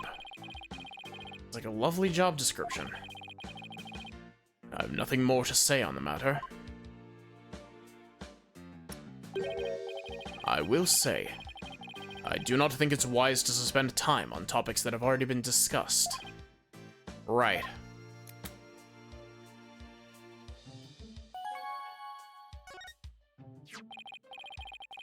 Pierce, could you tell us more about this accident? Where did you find that? Did I not already tell you about that accident? You did, but you conveniently left out one crucial detail. The fact that Dumas Gloomsbury was driving the car at the time.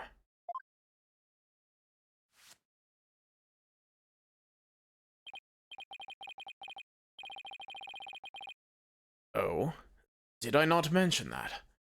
I suppose it simply did not come up then. Did Mr. Gloomsbury cause the accident?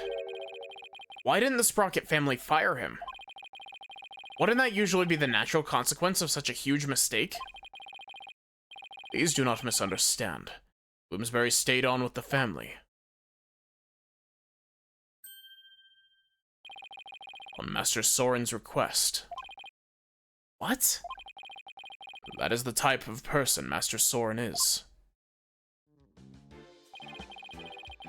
Perhaps it was the influence of Miss Selina's kind nature. She was such a sweet person that even in her last moments she thought of Master Soren. Not only did Soren not hold a grudge against Gloomsbury, he insisted on keeping him on. Now I really don't understand how that guy's mind works. So you were present for Selina Sprocket's last moments? Yes, in my professional capacity. The accident happened on the way to a certain party. And what kind of a party was it? It was Miss Selina's engagement party. Gloomsbury's injuries were minor, but Miss Selina and Master Soren's were critical. They were brought to the Sprocket family's regular hospital. Wow, such a terrible thing happened on what was to be a day of celebration. Oh, thanks to the surgeon in charge, Master Soren pulled through. But Miss Selena, she...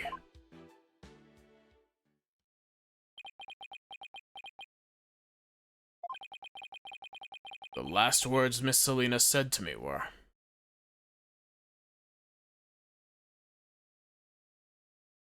Please help Soren.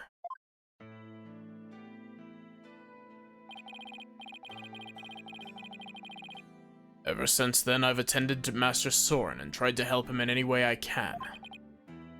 I see. Selena's fiancé must have been devastated.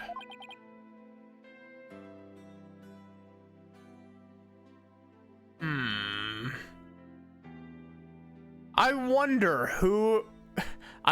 who Selena's fiancé was. Indeed.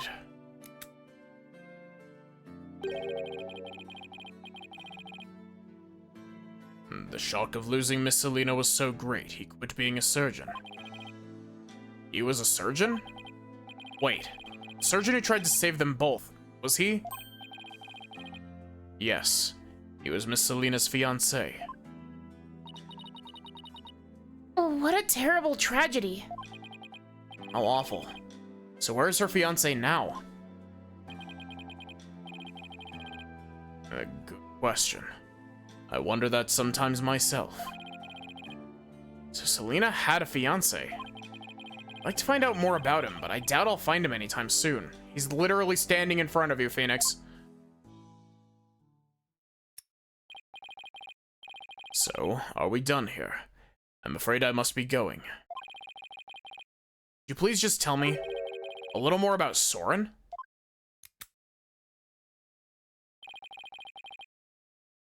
There's nothing more to tell. Actually, we even have evidence toward that because the picture of Selena has his pocket watch on the desk. Didn't seem to get any real answers out of him just by asking him questions.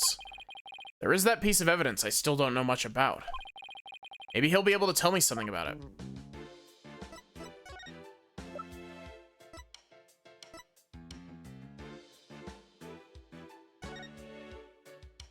A vehicular accident on March 8th led to the death of Soren's older sister. Soren was also in the car and suffered severe injuries. Gloomsbury had been one driving. Okay, nothing particularly interesting.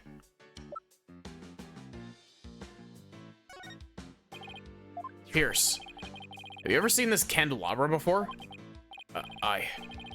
No, I don't know anything about it.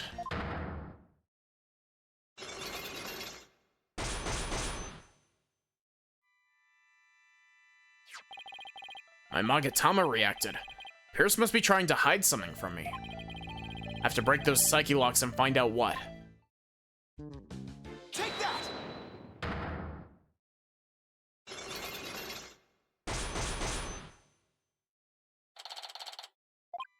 Pierce, you're hiding something from me about this candelabra, aren't you?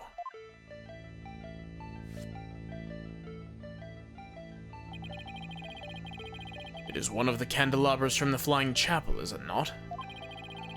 Is there something special about it? Actually, yes. There's some blood on it, you see?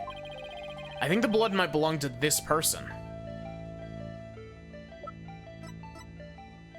Take that! Soren had a rather nasty wound on his body, doesn't he?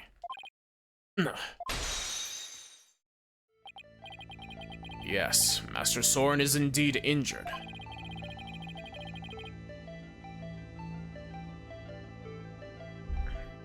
Are any of the other people involved with this case injured?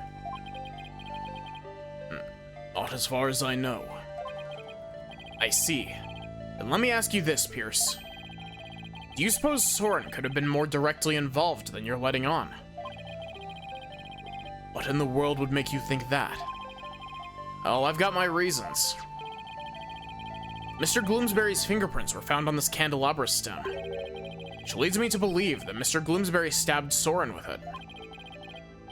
I cannot possibly think Master Soren is the one responsible for the murder. I don't have any conclusive evidence of that at the moment. but I do think he had a motive. This proves that Soren had a motive to kill Mr. Gloomsbury. Take that! Even though it was an accident, Mr. Gloomsbury was the man responsible for taking Soren's sister away.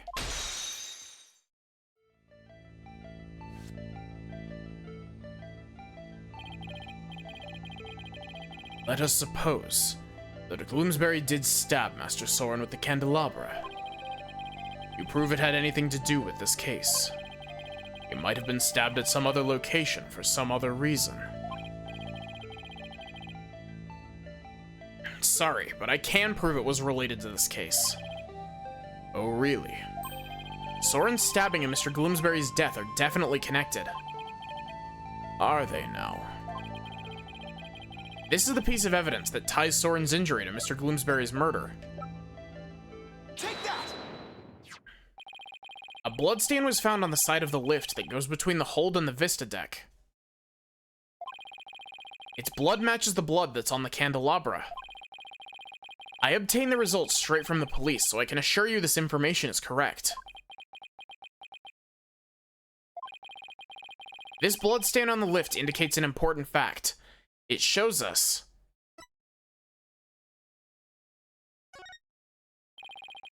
Soren was still there during the crime. Soren's blood is on the lift, which can only mean one thing. He was there, wasn't he? Soren was at the scene of the crime. You're very astute, Mr. Wright. It appears I cannot hide this from you any longer. Very well. I will tell you everything.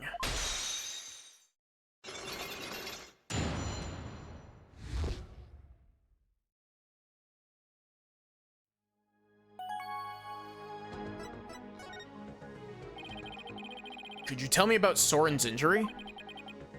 Very well. This is what I heard directly from Master Soren himself. As you surmised, Master Soren was stabbed by Gloomsbury on the day of the murder. It happened after the first wedding reception. You know what this picture reminds me of? This picture reminds me of the thing from Dragon Ball FighterZ that's like Vegeta like punching the camera. The happy couple was in the reception hall when suddenly Gloomsbury appeared. He attacked Miss Ellen and tried to take her away. Master Soren went to stop him and found himself in a struggle with Gloomsbury. That's when Master Soren was stabbed with a candelabra, as he said.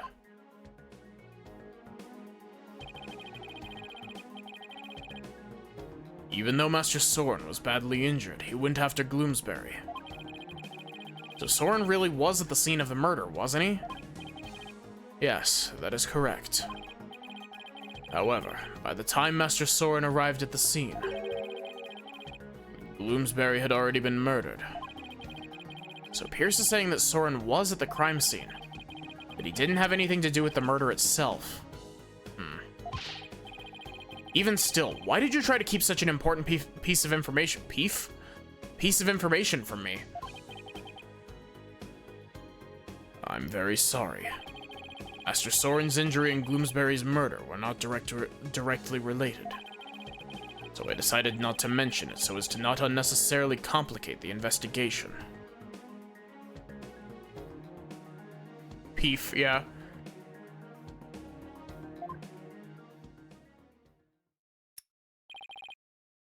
Now then. I'm sorry, but I'm afraid I really must go now. Please excuse me. Thank you for your time.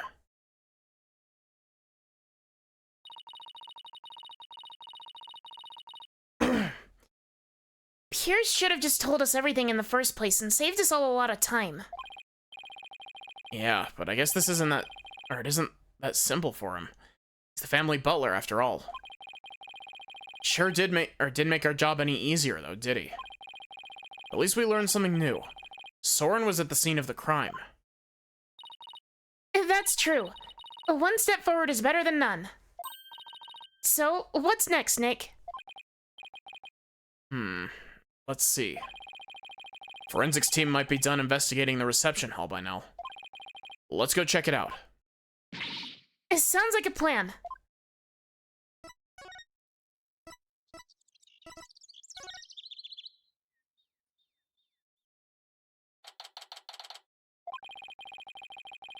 Looks like the police are done with their investigation in here.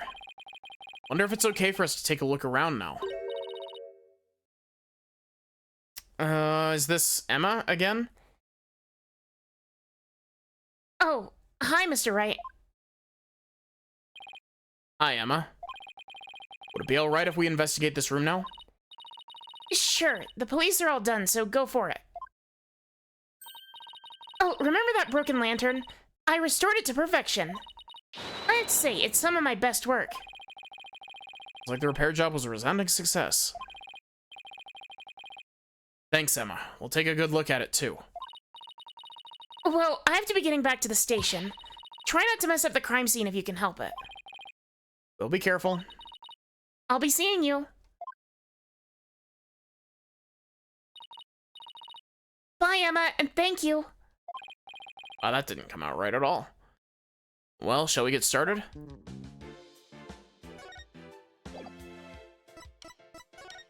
Nope, not move.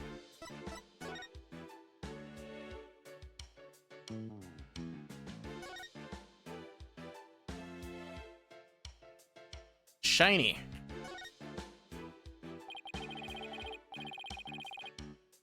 This is where the murder weapon, the Timekeeper, was displayed. I guess it's in police custody now. Huh? What's this? A key. Let's ask the maid about it. Good idea. She might be able to tell us something. Excuse me, could I ask you a question? Oh, of course. What would you like to know? Do you know anything about this key? It's the key that starts up the Timekeeper. A startup key. That's right. Oh, the first startup of Love Ceremony was so beautiful. The bride and groom each held a symbol of their love, and when they put them together... Oh, how romantic it was.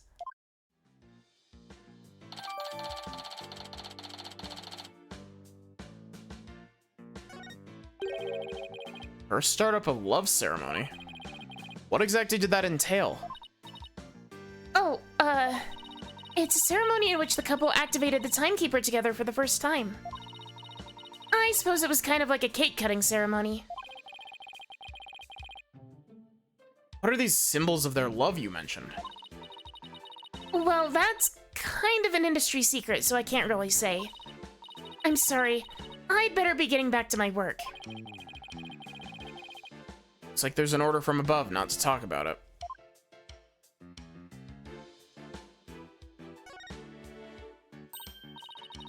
Hey, I think that tablecloth is new. They must have changed it since yesterday. Wow, that came out weird. What? Huh? How can you tell? Because the food stains that were there are now gone. Could have known it's because it's food related.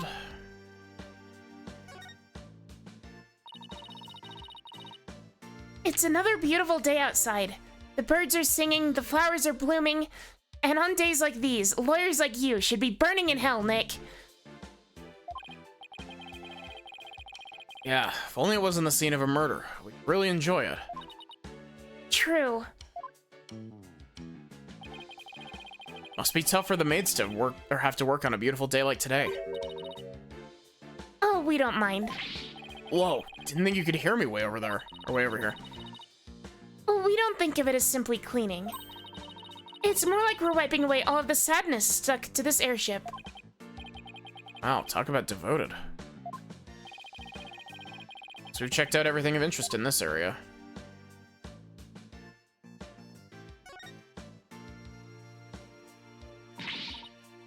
Nick. What's wrong, Maya? This hasn't moved an inch since the last time we looked at it. Wow.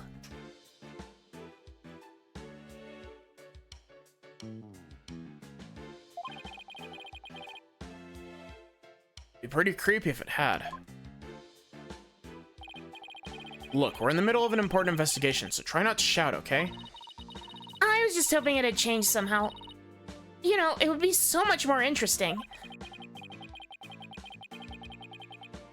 Last thing we need is for things to get more interesting.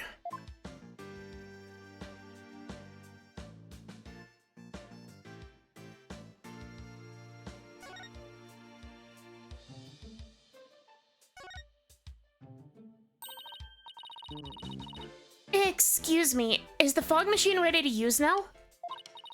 No, I'm afraid not. We only put dry ice in it when there's an actual reception. I see. That's too bad. Still wants to blast me with a cloud of smoke, doesn't she?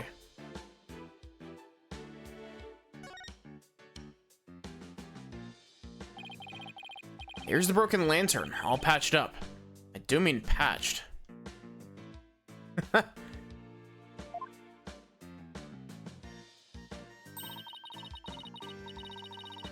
Emma said this was some of her best work, so I know she put a lot of effort into it. It's pretty smashed up. Must have been a lot of work to piece it back together. Oh well, she gets an A for effort at any rate. Huh? This wheel handle on the back has some blood on it. It's like somebody gripped it with a bloody hand. Maybe the blood got in there when the killer was putting old Doom and Gloom's body inside. Do you see anything else worth noting? Oh, there's another one of these lanterns over there. Might be a good idea to really compare the two later. Yeah, Emma reassembled that incorrectly.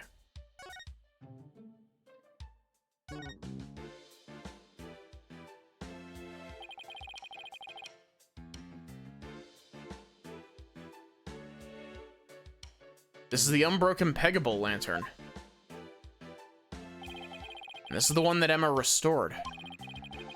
I wouldn't say they look exactly the same. More that they're made up of the same parts. Oh, wait a minute. What is it, Maya? I think there's something off about this peggable. A what lantern? Yeah, I know, right? Oh, whoops.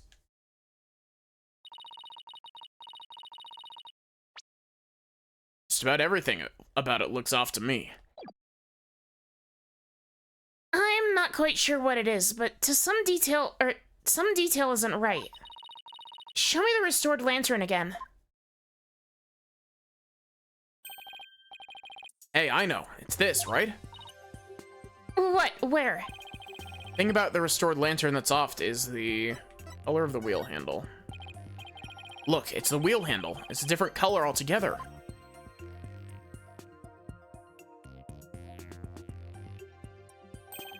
Emma got the inside and outside wheel handles switched around.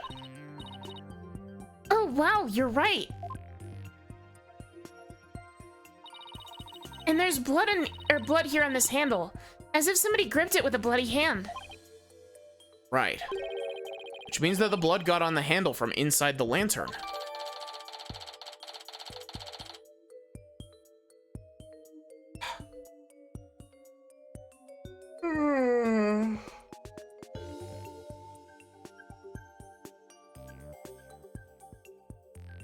Big Eepy. God, why am I so tired?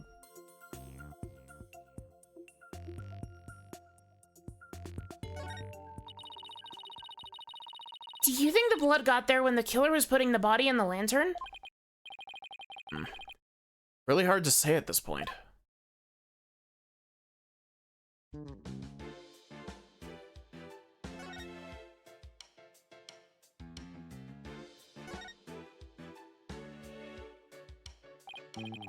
Hey, take a look at that door. Wonder where it goes. Shall we open it up and see? Oh wait, please don't open that. That's the emergency escape hatch. It leads directly outside. You'll fall to your death. Ew, that was a close one, huh, Maya? I'll say.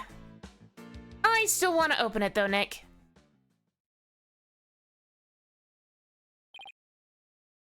Ew. Well, I think we've checked out everything relevant to this case. Is this gonna be Soren, or is this gonna be...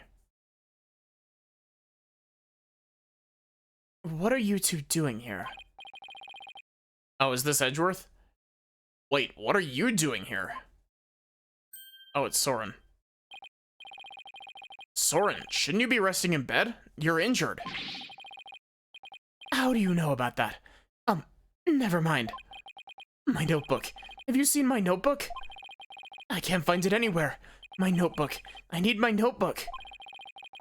What's the matter with him? My notebook.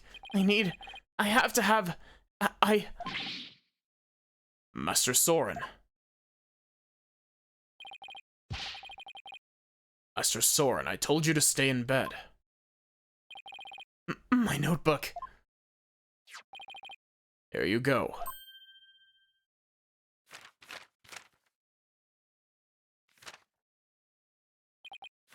Yes, this is it. Soren gets emotionally unstable without that notebook of his.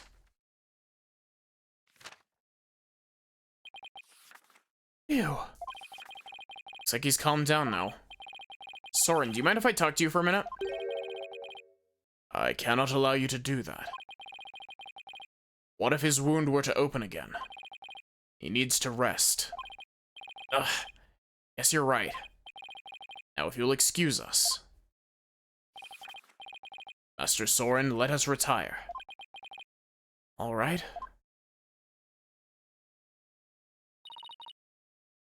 There they go. Pierce is right. I guess he really isn't in any condition to be questioned. Well, let's go back to the agency and sort through what we've learned.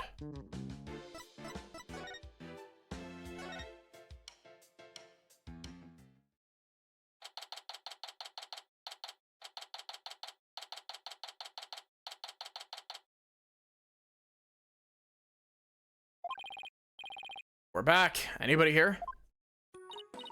Oh, hi, boss. Dina, I thought you were with Trucy.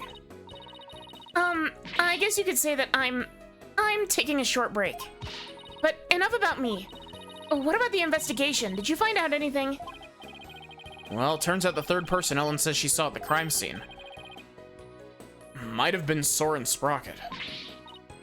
Oh, what? Really? I always thought he seemed suspicious. Thing is, by the time Soren got to the Vista deck, the murder had already occurred, apparently. No, wait, I don't buy that, not for a second. It's a cover-up, I tell you. That's certainly a possibility. And as a lawyer, it's certainly a possibility I have to pursue, but... But what? It's your job, right? So pursue the heck out of it. Just do it. Yeah, but... Is that really what's best for Ellen? Soren could be found guilty if the truth comes out tomorrow. But if we don't pursue this possibility, Ellen could be found guilty instead. Oh, man. Either way, it doesn't spell out happily ever after for the two of them. So what are you gonna do, Mr. Wright?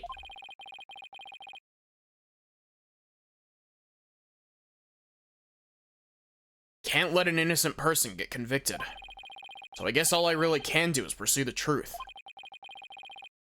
Even if it ends up devastating Ellen. Oh, what a tough call to make. Still, there's always a chance, right? And maybe something will come up during the trial that'll save their marriage. I hope so. I really do. Well, Maya, let's go. Break the news to Ellen, you mean? Yep. Mr. Wright, please take me with you. I bet I could help you counsel Ellen through this piece of bad news. Athena. I appreciate the offer, but don't you have somewhere else to be? Wow, Phoenix. Accept her help. Do I? Athena, what are you doing here? I've been looking all over for you. Come on now, let's get back to practicing. No, wait. My body can't take it anymore. But boss, you gotta help me. The lawyer always keeps their promises, Athena. But boss... If you bail on me one more time, Athena, I'm gonna use a real blade on you.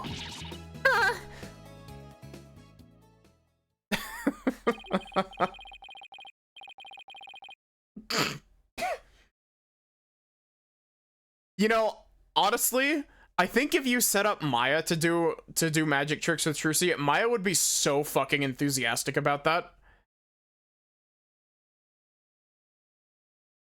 Sorry, Athena, but somebody's got to do it. Better you than me, though. Hang in there, kiddo. Come on, Maya, we better get going.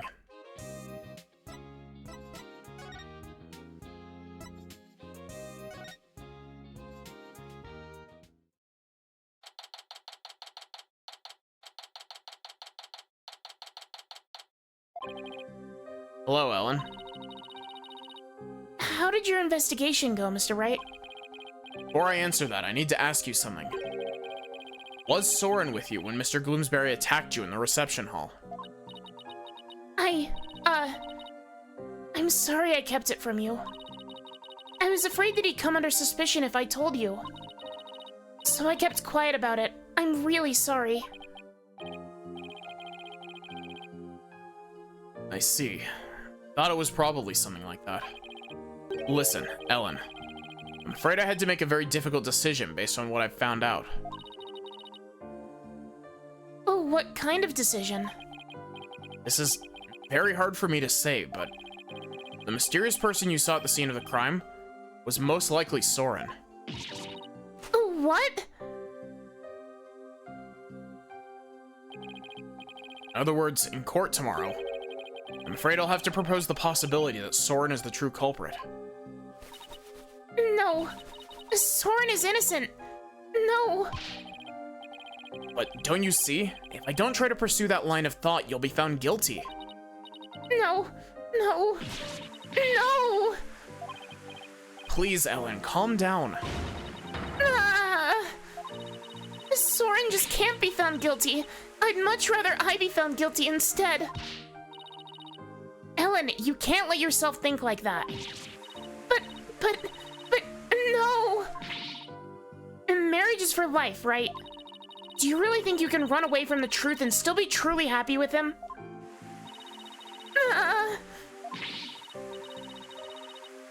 You're not married, so how could you possibly understand? Sometimes you've just got to do whatever it takes to make things work. But... Nick, you talk to her. Hey, don't just dump this all on me. Mr. Wright, I'm innocent and Soren is too. So please, prove our innocence in court.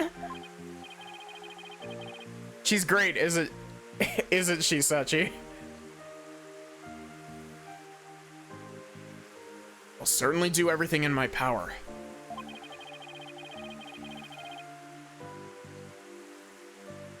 I just hope she doesn't lose control like this in court tomorrow.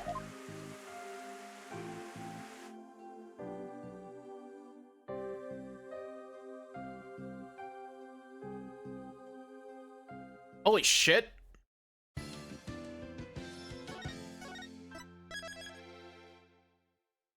What do you mean we still have like an hour and 20 minutes left of stream and we're getting on to trial day 2?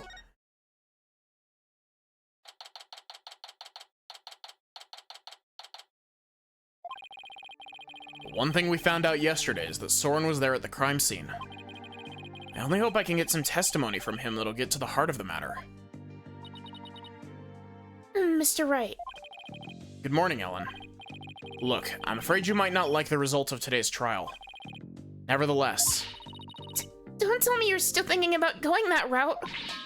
Soren is innocent. He can't be found guilty. Take me instead. Ellen, please, try and get a hold of yourself.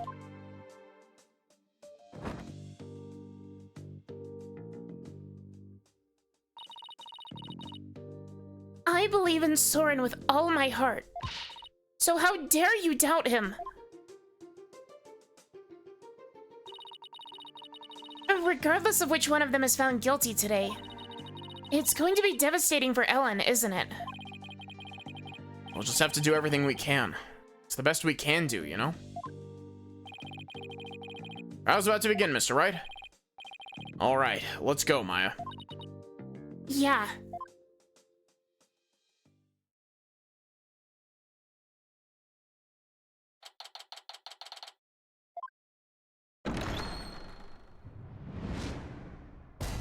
September 23rd.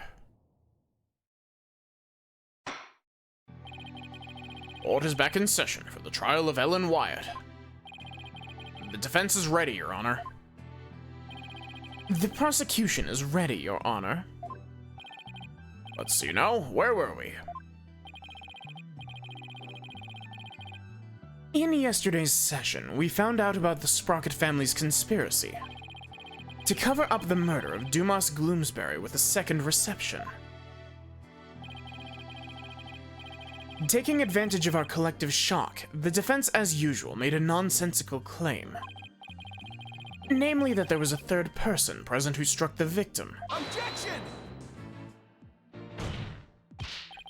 Hey, don't try to make it sound like I made it all up.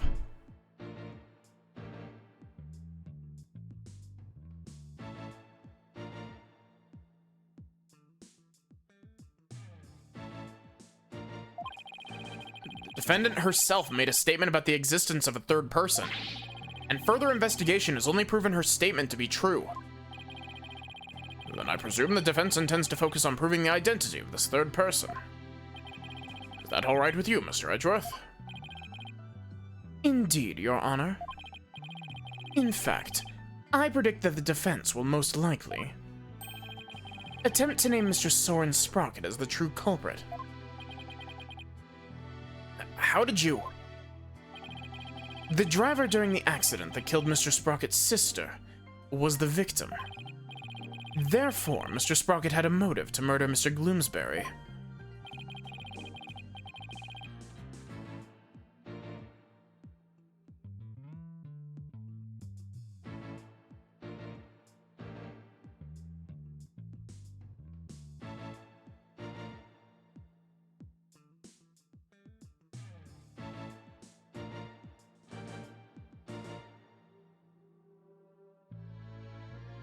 Sorry about that. That's what you plan to assert, is it not, Mr. Wright? Am I that transparent? Come now, Mr. Wright. Did you really think the police wouldn't uncover this information?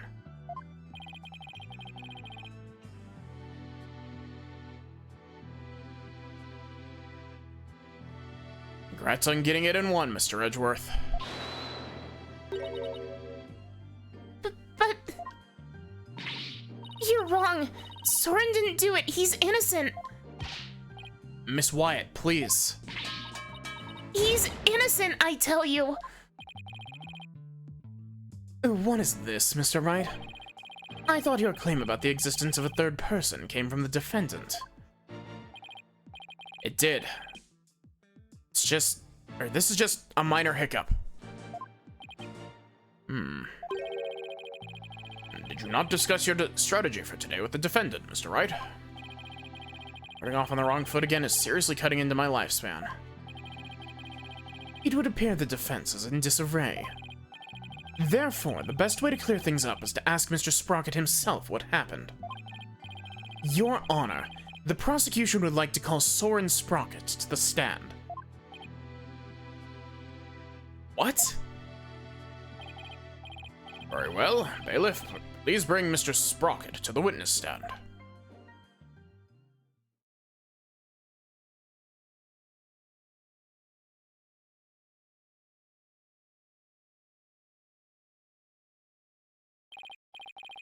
Witness, please state your name and occupation.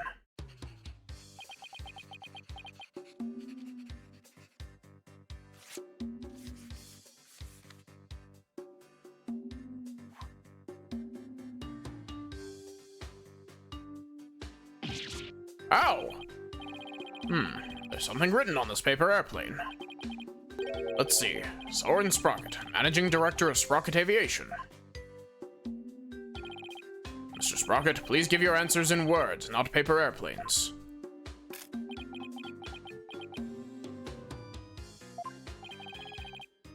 Now then, Mr. Sprocket. Please tell that doubting lawyer there what really happened at the time of the crime.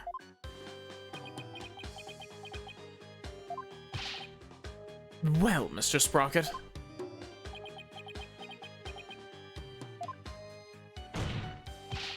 Mr. Sprocket.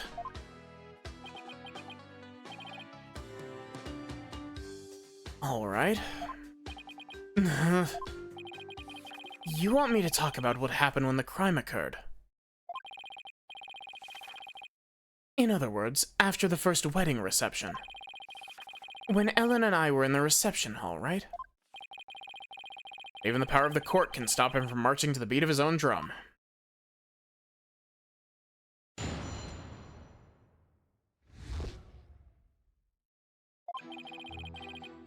I was stabbed by Dumas in the reception hall, and I collapsed to the floor. Next thing I saw was Ellen and Dumas on the Vista deck. I knew Ellen was in danger, so I headed for the Vista deck. But when I got there, Dumas was already... I don't want to believe it, but it must have been Ellen. Nothing else makes sense. Wait just a minute here. You actually think Miss Wyatt killed the victim? That's right. Dumas was killed by Ellen. This is unbelievable. How can you suspect your bride, the woman you love? Objection!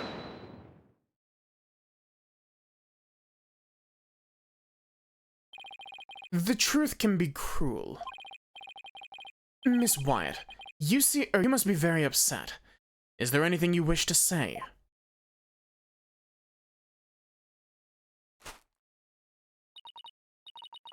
No. I can't believe this. Soren. I thought that at least you would believe in me. The best way now to show your love for your groom is to admit your guilt and try to atone. Soren. Hold it! Mr. Edgeworth, I haven't even cross-examined the witness yet. And quit picking on the clearly distraught. Yeah, that's so not cool, Mr. Edgeworth. A court is where we seek the truth. And the truth is unyielding, even to the truly pitiful.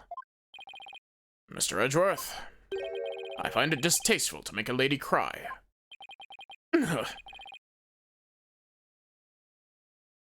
How is this pronounced?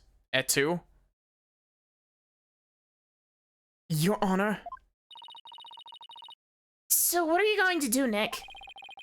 Third person Ellen saw on the Vista deck was Soren. Or if the third person was Soren. Then we have to prove Soren was there at the time of the murder. I don't see any obvious inconsistencies in his testimony, but we have to push forward. A2? How is that A2? It's E.T. Is it French? Hold it! Please tell me everything you can about when you got stabbed. After the reception, Ellen and I were enjoying a moment alone in the reception hall. Then Dumas appeared and stabbed me. He grabbed Ellen and the timekeeper and left to the reception hall. Did Mr. Gloomsbury say anything at that time? I don't remember. After I was stabbed, I was immobilized by the pain. I see. The next thing I saw was Ellen and Dumas on the Vista deck. Vista deck. I read the green text. The Vista deck, huh? But it was nighttime then. Could you really see them in the darkness? The moon was out, so I could see them clearly. From the looks of it, Dumas was trying to push Ellen and the timekeeper off the side. And so you saw the defendant. About to be thrown off the airship, you say? That's right. In such a desperate situation, It would only be natural for her to fight for her life. And the murder weapon was right there within her grasp.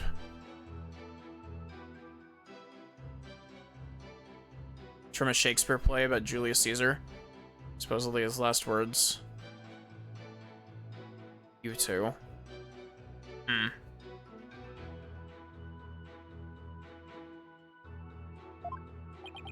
Ugh, this isn't going well at all. Gotta do something fast.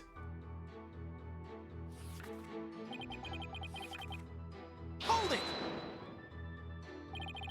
I understand that your bride was in danger, but were you really able to move with a stab wound to the gut? I was desperately trying to push the pain out of my mind.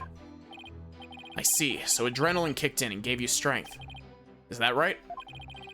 I don't see much of anything in this statement that I can refute. That's right. I almost passed out several times as I made my way to the Vista deck.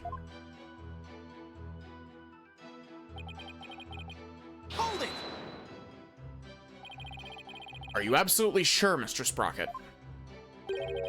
By the time you got to the Vista deck, the murder had already been committed? Yes. But the Vista deck is just on the other side of the glass windows in the reception hall.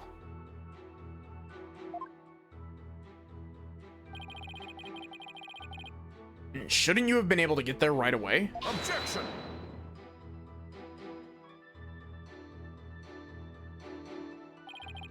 Mr. Wright, have you investigated nothing?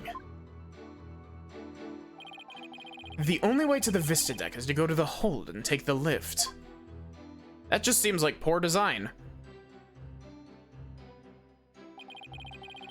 No matter how much one hurries, it would take at least 10 minutes. Ugh, that's unhelpful. Soren had to have gotten there before the murder, or my claim won't stand. Do you have any ideas for me, Maya? It's definitely easier to prove that somebody did go to the hold than not. I mean, you can't leave anything if you don't go someplace, right? Can't leave anything. Wait a minute, I think Maya's onto something here. The lack of a certain something actually proves that Soren didn't go to the hold. What's the matter? Are you stumped already? No, I'm far from stumped, Mr. Edgeworth. I know for a fact that Mr. Sprocket didn't go to the hold. You and your paper-thin bluffs. Mr. Sprocket's bloodstain on the lift proves that he went through the hold. So what possible proof could you have that he did not in fact go through there? You want proof? You got it. Cue unzipping sound. You can do this, Phoenix. There's gotta be proof that Soren didn't go through the hold. Well, Mr. Wright. This proves that Mr. Sprocket didn't go through the hold. It would be the blood on the lift, right? Because if he was bleeding badly enough for that to show up,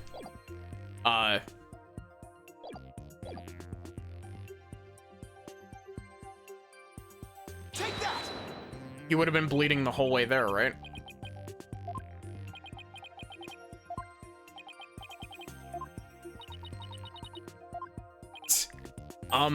So maybe this isn't it.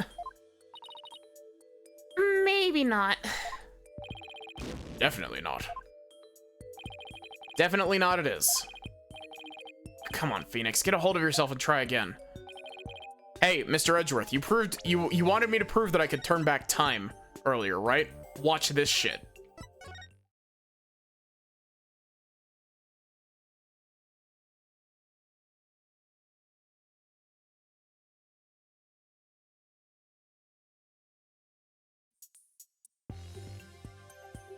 Mr. Wright, I saw that.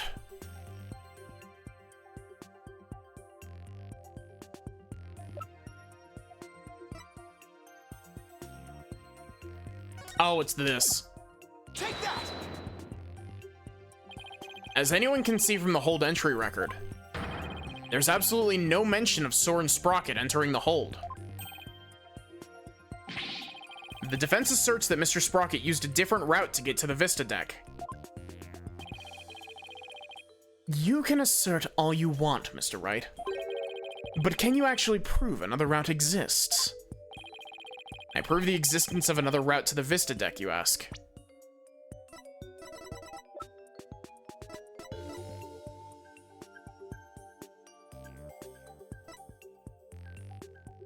I don't have the emergency exit door. Mr. Wright, I see you making more confidence saves.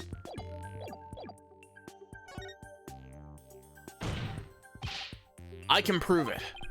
Even if it's just a bluff, I have to present something. Anything that can prove the existence of a faster route to the Vista deck. Very well then, Mr. Wright.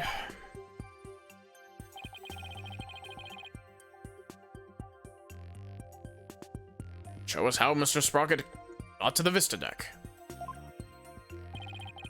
Mr. Sprocket made for the Vista deck through here. Take that! To save his bride from danger, Mr. Sprocket. Sachi, this is another really fucking weird pose. Like,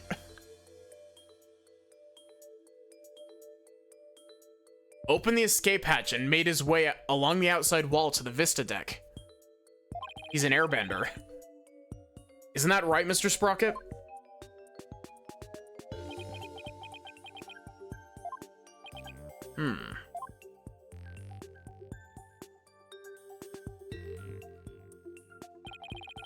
That would certainly be a much faster route to the Vista deck. Objection!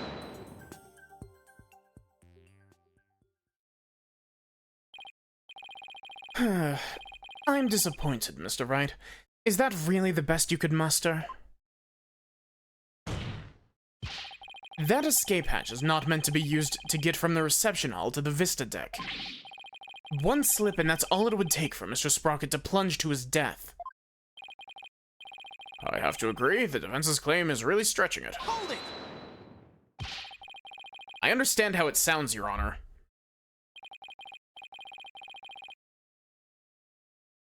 But at this point, it's too early to definitively say that he didn't go that way. That's what you're going with, then, I take it? Of course, Your Honor. This is real life, Mr. Wright, not some cinematic drivel or comic book. Do you have some sort of logical explanation to share that that would convince us of your claim? I do. Are you sure, Nick? Kind of? Actually, I have nothing, so I'll just have to wing it somehow. On what do you base your theory that Mr. Sprocket made his way along the outside? My theory that he was able to go along the outside wall despite the danger is based on the power of love. To save the bride he loves, the groom risked his life and rushed to her side. Mr. Sprocket was able to make it to the Vista deck despite the danger. Because of the power of love. The power of love?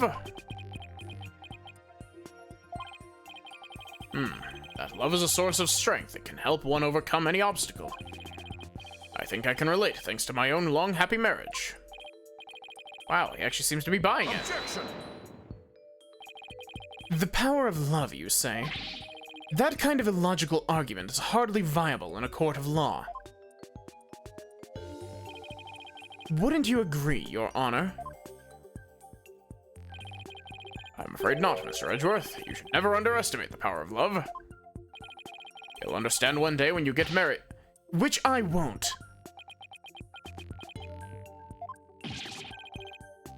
Exactly what is so wrong with wishing to remain unwed?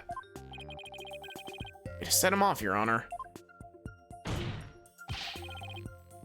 Never mind all this unscientific nonsense. Are you aware, Mr. Wright, that at the time of the crime,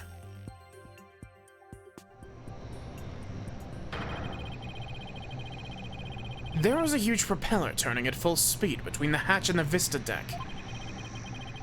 Even if a person were to go outside through the hatch,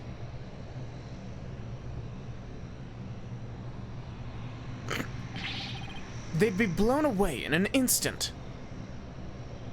Edgeworth, have you seen what was admissible over Kuran? Ah!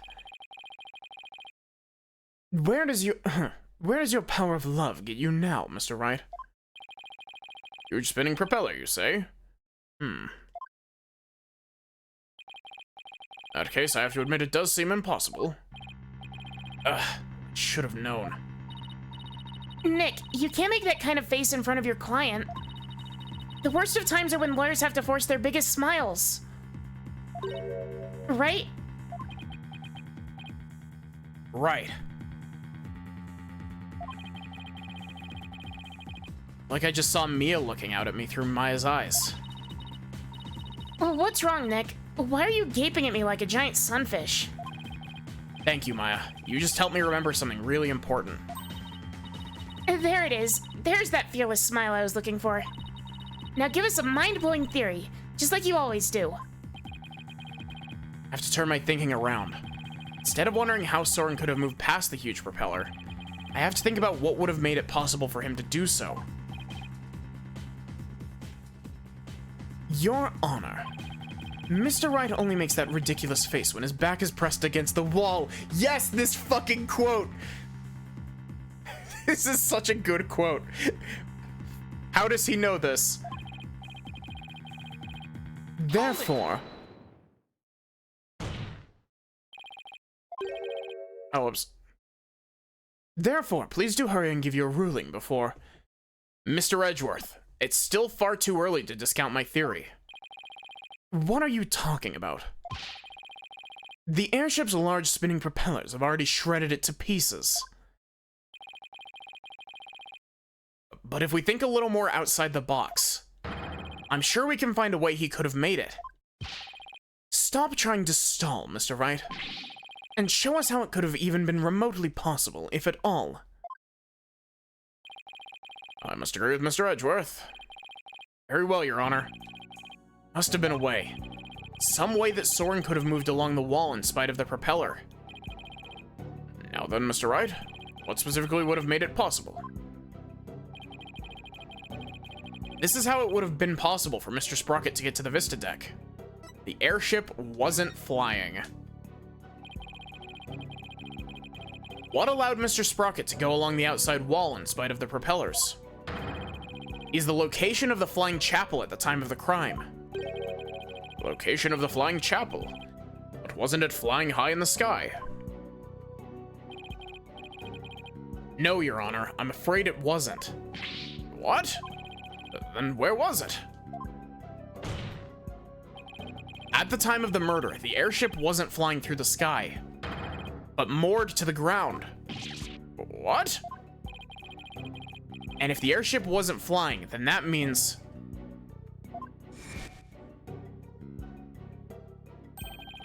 the propellers weren't turning.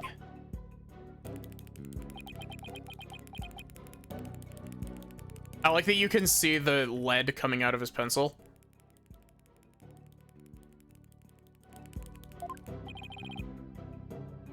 In which case...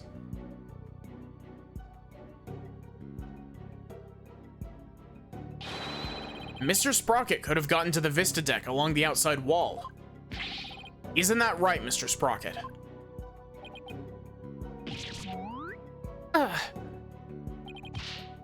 I don't remember. Ow. Stabbed himself with his pencil. That's gonna leave a mark. Objection! Even if the propellers weren't turning, it would have been far too risky to go that way. But Mr. Edgeworth, you're forgetting about the power of love. Yes, the amazing power of love. Not this again. Very well. For the sake of argument, let's assume this so-called power of love made it possible for Mr. Sprocket to move along the outside wall of the airship. Can you prove that the airship was tied to the ground as you claim, Mr. Wright? Well, I don't have any evidence that proves where the airship was at the time, except you do. You can prove it, can't you? Ugh. Maya, can you think of anything we can use to prove it? Can't say I can. Oh, wait. Didn't somebody else see something outside the window at the time of the crime? I think I remember someone saying as much. I have a piece of evidence that shows what it was like outside the airship. Well, what are you waiting for? This piece of evidence shows what was outside the airship at the time of the crime. Take that! This piece of evidence shows that what was outside the airship at the time of the murder. What kind of lousy drawing is that?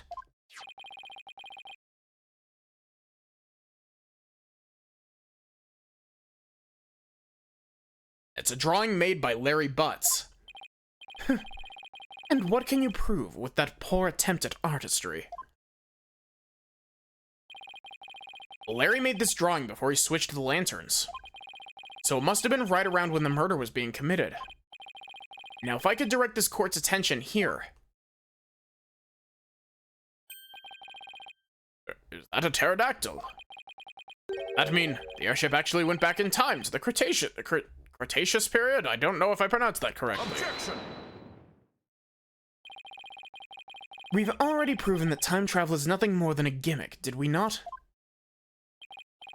We did, and I have no intention of bringing up that argument again. But this drawing shows us an important piece of information. It shows us that the airship was actually moored on the ground. And what makes you so sure?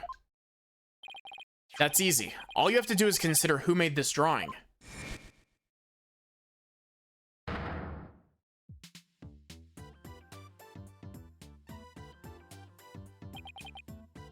Larry. And that's right, it was Mr. Butts, and we both know what he's like. He must have seen something else and mistaken it for a pterodactyl, as he would say. I can't argue with you, or I can't argue with you there. Hey, wait just one doggone second here. What kind of moron do you guys take me for? I saw it with my own eyes. A pterodactyl flew right by the window, I tell you. I have the sharp eyes of an artist, don't you believe me? No. Nick? Nope.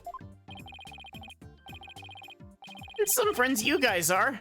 What about the judge? You believe me, right, Your Honor? I'm sorry, but I'm afraid you need to leave this courtroom. Bailiff, if you would. Come on, buddy, let's go. Why doesn't anybody believe me? Don't take it personally, Larry. I know you're just being, well, you. Now then, so you're saying that what Mr. Butts really saw, there's some relation to what was outside the airship at the time of the murder? Yes, Your Honor. At least I think it does. What this pterodactyl really is will prove the airship was anchored at the mooring dock. It had better, anyway. If it doesn't, my whole argument is a bust. If you're that confident about it, then please go ahead and tell us what it really was. Yes, Your Honor. Pink Phoenix, what could that pterodactyl have actually been? Take that! Please take a good look at this sign. At the sign?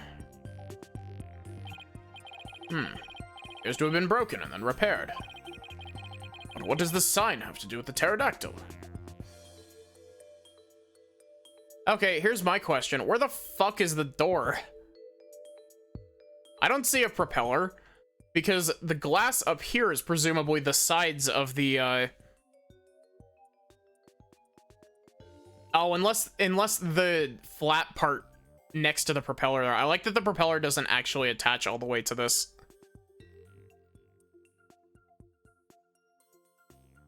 But, unless the flat part there is supposed to be the helipad.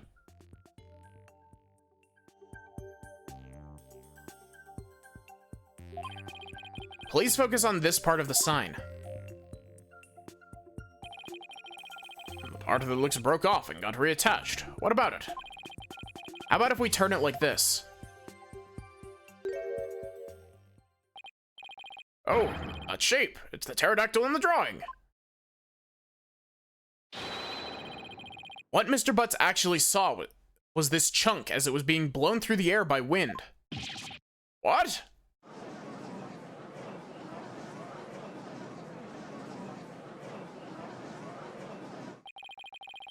On the day of the murder, there were some heavy winds in the area of the mooring dock. But it's hard to imagine that this sign would make it up as high as the airship would fly. That means the flying chapel must have been anchored at the mooring dock that night. Isn't that right, Mr. Sprocket? Objection!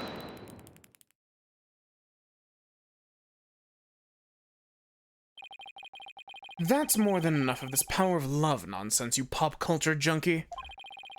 Present all the proof you want, but your argument is based far too much on conjecture. Why don't we return to reality now? What do you mean, too much conjecture? Even if the airship wasn't flying, that alone doesn't prove the witness went along the wall. True, even now that's no more than a possibility. And how do you propose Mr. Sprocket got to the Vista deck, Mr. Edgeworth? I noticed something as I went over the evidence. Please take a look at this hold entry record. What about it? I don't see Mr. Sprocket listed on here anywhere. Don't you remember? In yesterday's session, we had a very similar kind of argument. Did we? Honestly, Mr. Wright, are you going senile already? We talked about Larry Butts using the defendant's keycard to enter the hold. Oh, we did talk about that, didn't we? In other words, even if a person's name isn't on the entry record, it's still possible for that person to have entered by using someone else's card.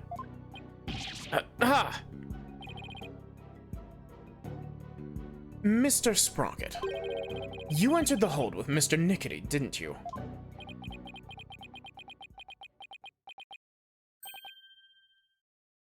I did. What? Why didn't you tell us that in the first place? Pierce is indispensable. See, you know, Pierce definitely, like, Pierce is sus, but, like, Soren, you're not doing yourself any favors, like...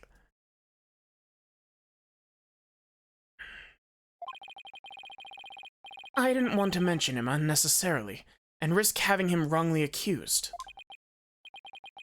I couldn't do without him. Mr. Sprocket, I ask that you testify in greater detail about your movements that night.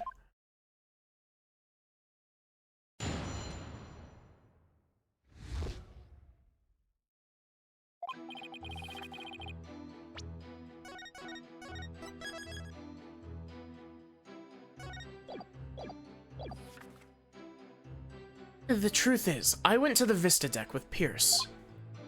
That's why my name doesn't appear on the hold entry record. I was badly injured from being stabbed, but I was frantic. By the time we reached the scene, it was all over.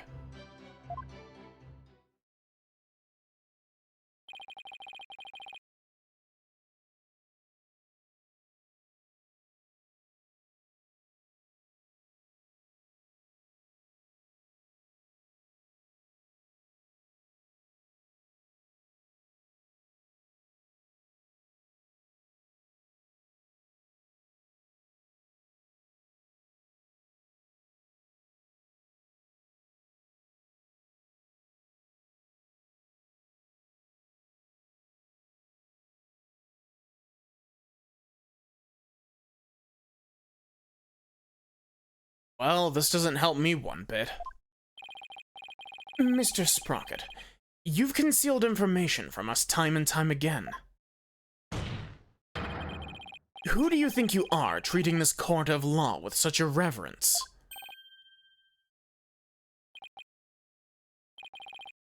That being said, I do appreciate the testimony you gave just now. Thanks to you, we now know why your name doesn't appear on the entry record.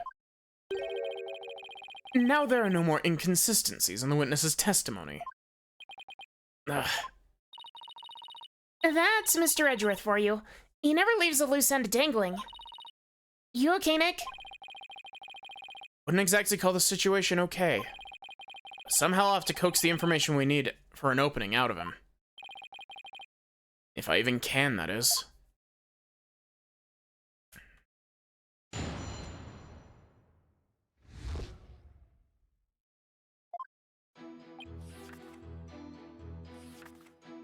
Hold it! You didn't mention this before because you didn't want Mr. Nickety to fall under suspicion? I've been beaned.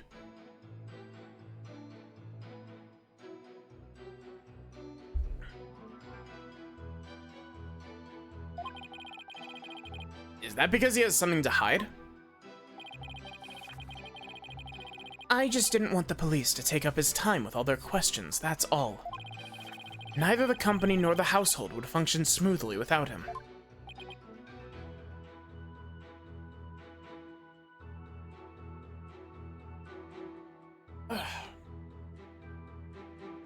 Thank you for the stretch, Sachi. I see. Wow, sounds like Pierce is absolutely indispensable to the Sprockets.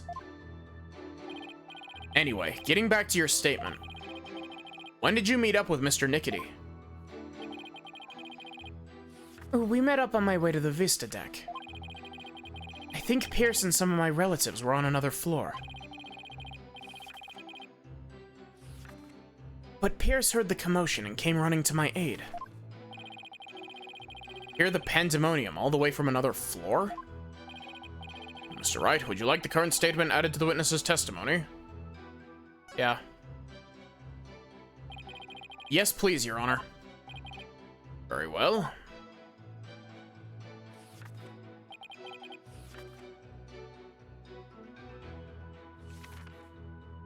Hold it! Did Mr. Nickety come alone? I believe some of his subordinates were with him, but I don't remember exactly how many. They say there were others, but seeing how they pulled that second reception off, can't completely trust anything he has to say either. I see. So you, Mr. Nickety, and a few others headed to the Vista deck, is that right? That's right.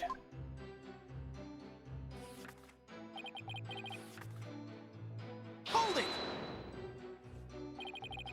Your name doesn't appear on the hold entry record, because you entered with Mr. Nickety using his keycard. That's right. Well, I guess the hold entry record doesn't matter as much as we thought. But now that Soren's saying he was with Pierce and a few others, it's pretty tough to refute that statement. What's the matter, Mr. Wright? Cat got your tongue. Did you finally realize there's no point in continuing this trial any longer? Of course not. Wipe that smug look off your face. Mr. Sprocket, please continue with your testimony.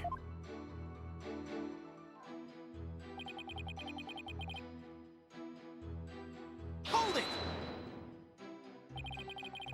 Speaking of your injury, how are you doing now? The knife wound is deep and continues to throb with pain. Fortunately, my internal organs were spared. But one wrong move would have spelled the end for me there. Even so, I've seen you up and about all over the place since the incident. I'm only following my doctor's orders to perform some daily light exercises. Mr. Wright, would you like Mr. Sprocket's... Yep.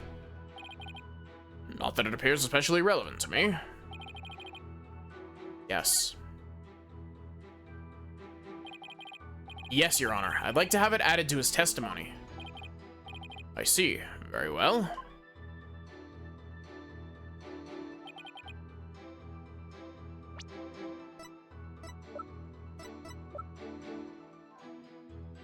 Objection! Mr. Sprocket, you just said your injury is a knife wound, didn't you? But the weapon you were stabbed with was this candelabra. A fact I know you're quite aware of. Very well. This is what I heard directly from Master Soren himself. As you surmised, Master Soren was stabbed by Gloomsbury on the day of the murder. Happened after the first wedding reception.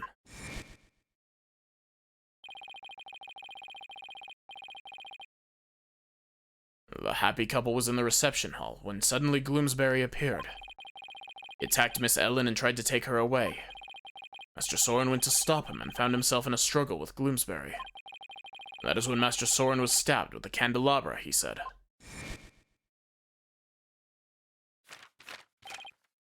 Objection! It must have been a simple memory slip that made him misspeak. It happens to everyone. It has nothing to do with the case. You must be pretty desperate to point out something so minute. I have to agree, Mr. Wright. Hardly need to make such a big deal over such a small mistake. But I contend that it's an important inconsistency. Besides, I couldn't find anything else. This is the only thing I have to go on, or to go after. And I say it's not important. Now let's not waste any more time on this matter. I agree. Everybody has a little memory lapse every now and then. Hold it! But Your Honor, please let me explain. But can you? Can you really explain to this court what makes this slip so important? Yes, I can, Your Honor. After all, it was Soren himself who told Pierce that he had been stabbed by a candelabra. This is more than a simple memory slip. There has to be some kind of reason for it. Well, Mr. Wright, please explain why the witness's slip of the tongue is so important. The point to focus on here is why the witness would mistake the weapon used to stab him. And carefully, Phoenix, this could very well change the course of the trial. I see, so why did the witness make that mistake, Mr. Wright? Mr. Sprocket identified the wrong weapon used against him because... Mr. Sprocket is trying to cover for someone. He is? Might that be? Well, Mr. Gloomsbury, maybe? Objection! Why would Mr. Sprocket try to cover for the man who stabbed him? And regardless the weapon, the fact remains that Mr. Gloomsbury stabbed the witness. Exactly, Mr. Edgeworth. Yeah, sorry, Nick, but I have to agree. I guess that makes sense. Glad there's no one to cover for you, Mr. Wright. You'll have to accept this penalty all by your lonesome. Wouldn't mind having someone to cover for me every once in a while. Oh well, can't lose heart now. Cool.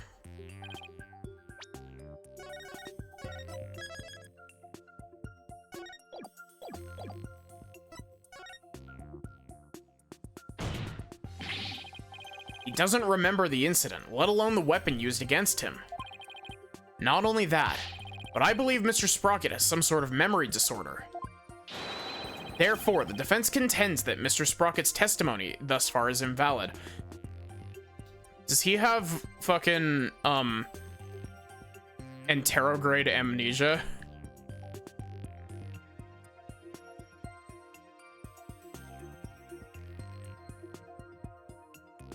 Objection!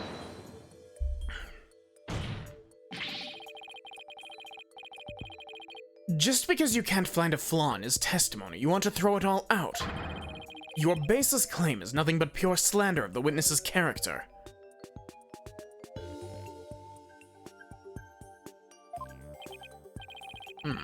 Mr. Edgeworth is correct, Mr. Wright. You explain your grounds for making this claim. Of course, Your Honor. Think of what Soren has said. How he's behaved. That's where I'll find a clue. Very well, let's hear your argument then. My grounds for claiming that Mr. Sprocket has a memory disorder is... the notebook he always has with him. I saw daily events and information about the people around him recorded in it. Like a diary, perhaps? No, Your Honor. It's much too detailed to be an ordinary diary. It's more than the order of... it's more in the order of a database, actually. A database, you say? That's right. For some reason, Mr. Sprocket is apparently unable to retain memories. That's why he writes every little detail about his life down in his notebook. Objection! How could you possibly know for sure? he might just be an extremely compulsive person. I thought so too myself, at first. To be honest, we accidentally got a stain on that notebook yesterday. You mean you got a stain on it? Hey, you're the one who tried to grab it out of my— Objection! Never mind whose fault it was. Just get to the point already. Right, sorry. Mr. Sprocket. The page Miss Faye got a stain on yesterday. That's the page with the details of your stabbing on it, isn't it? No. I only write in this notebook because I'm very compulsive. Now, drop the subject already. Sorry, but I'm not convinced. I noticed an odd fact about your notebook, Mr. Sprocket. On the earlier pages, you used it to write down invention ideas. But after a certain date, you started writing down a lot more, and in much more detail.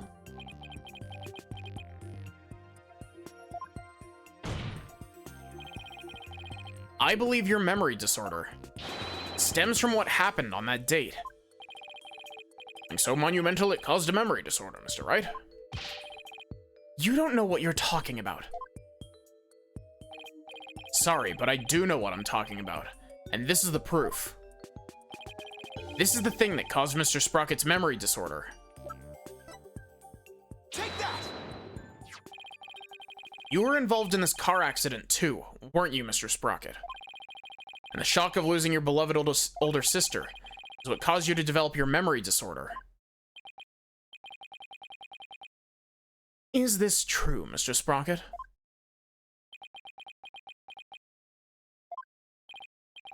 Well, is it?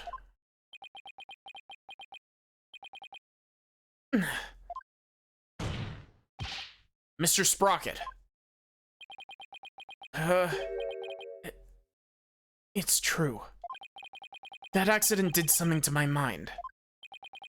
What? Ever since that day, every time I go to sleep, I lose my memories. And when I wake up, the most recent thing I can remember is the day I lost my sister. So yeah, anterograde amnesia.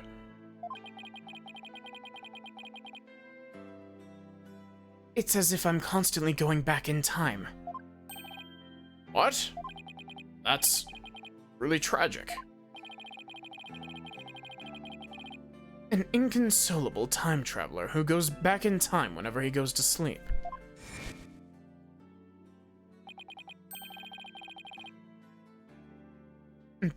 Besides, time travelers do exist, you know? But you wouldn't understand. So that's what Soren meant. He was talking about himself. The reactions of the people around me each time I awoke made me aware of my condition. That's why I decided to write everything down in my notebook, so I could move forward. So the only memories you have since that day are the ones written in that notebook? That's right. And since the page about your stabbing got stained, you couldn't read from it, could you?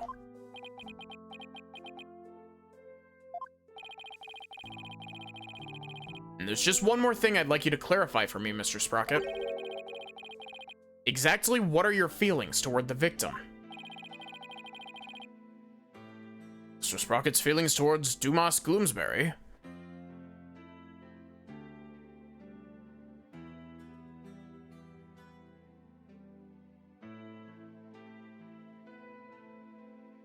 To be fair, Barrick, to be fair with that, that's only because Edgeworth has gone through a lot of character development throughout mostly the first and second, like the first and second games.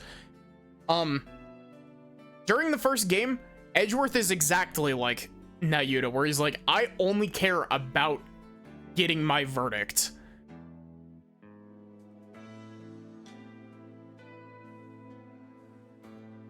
But because he was allowed the, because he was allowed the luxury of being the only prosecutor with an actual long-form character arc, he's actually had time to develop. Also, hi, Maddie. How are you doing? Thank you for the stretch and the hydrate.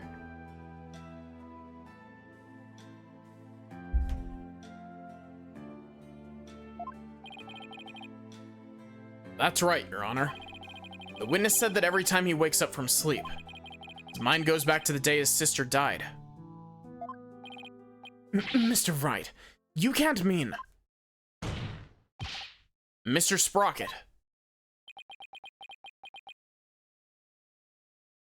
Edgeworth used to believe that the ends justify the means, but he grew. Exactly. Your pent-up feelings of anger and resentment towards Mr. Gloomberry for the accident were renewed each and every time you woke, were they not?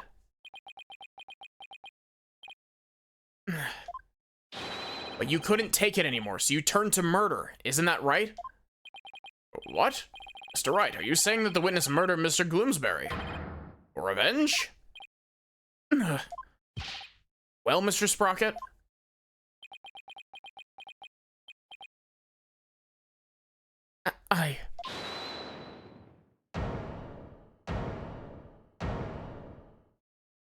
Now, Yuta didn't grow. He just got replaced with a more interesting version of himself. Miss Wyatt.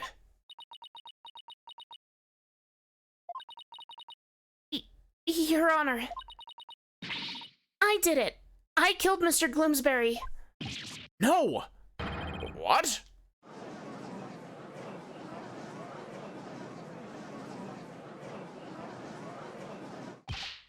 Miss Wyatt, what are you trying to do? Don't tell me you're still thinking about going that route. Soren is innocent. He can't be found guilty. Take me instead. Ellen, please, try to get a hold of yourself. She really meant it. My Soren didn't do anything wrong. I'm the one who should be convicted. Are we to understand that you're confessing your guilt? Oh, no, no. Now wait, just...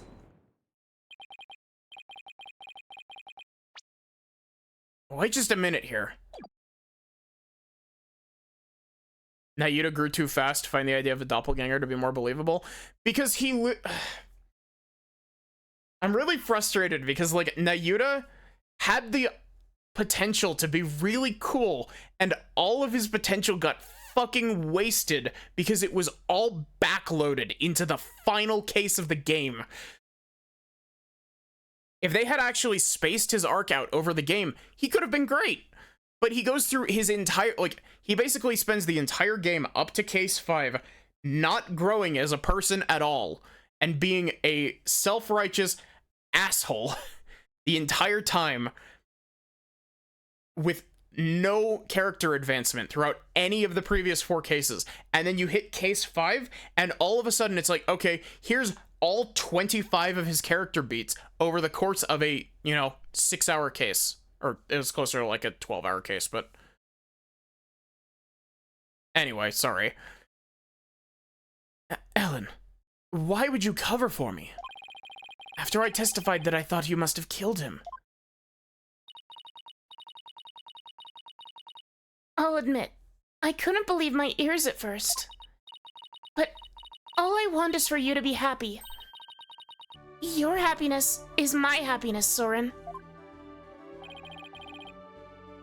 But without my notebook, I'd even forget those feelings of yours by tomorrow. Knowing that, do you still feel this way?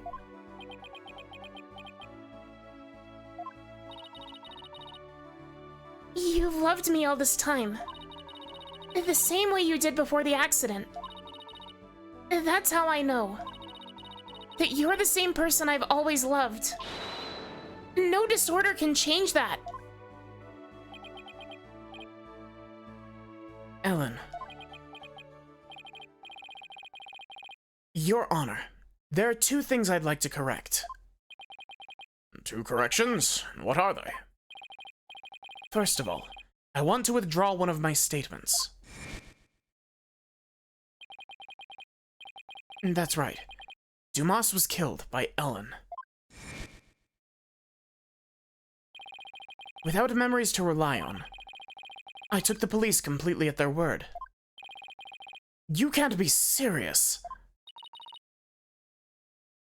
So that means, wow, I lost the top end of my voice there. Ugh. Soren never really doubted Ellen in the first place, did he, Nick?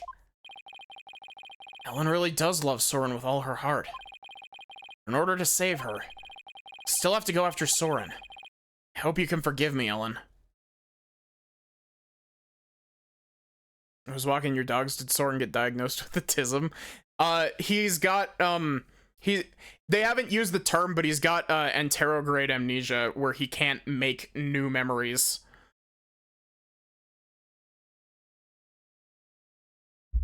The only reason I know what that type of amnesia is, by the way, is from Danganronpa 0. And what is your other correction, Mr. Sprocket?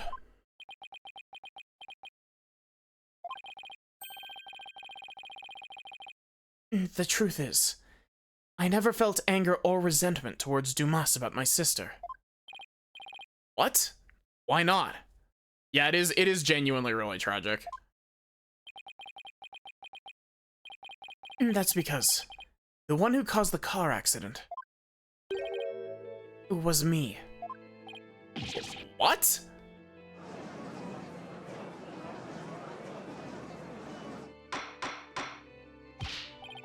Order in the court. Please continue, Mr. Sprocket. I'm the one who killed my sister. To protect my career and my future, my father made Dumas take the blame. In exchange for money and the position of lead servant.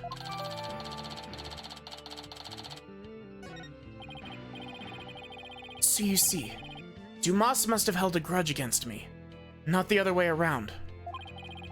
And he must have attacked Ellen to get his revenge on me. Are you sure about all this, Mr. Sprocket? Very sure. It's all been written down in detail in my notebook. That notebook is important evidence, supplying background to this case. I must insist you submit it as evidence.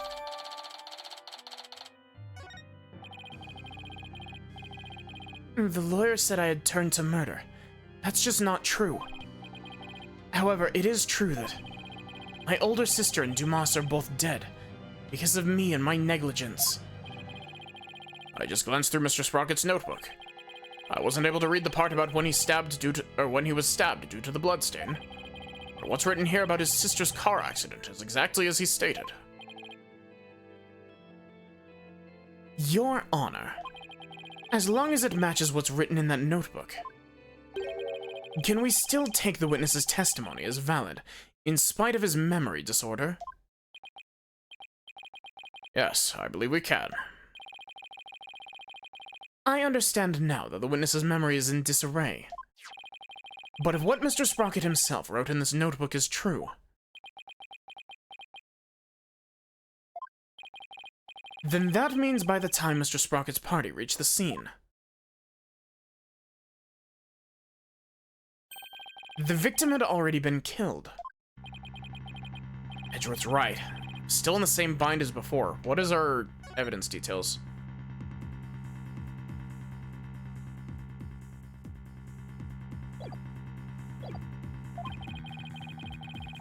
But should I really accept that the contents of the notebook as a substitute for Soren's memory?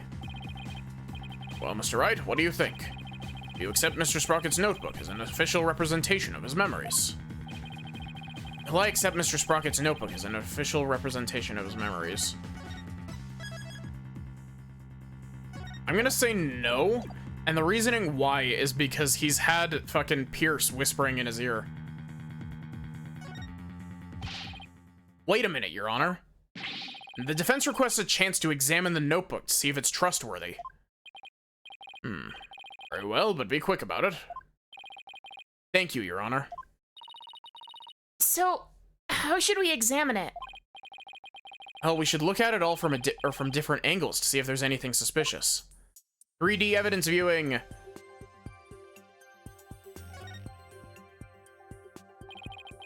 No point if I don't look at what's inside. Have to open it.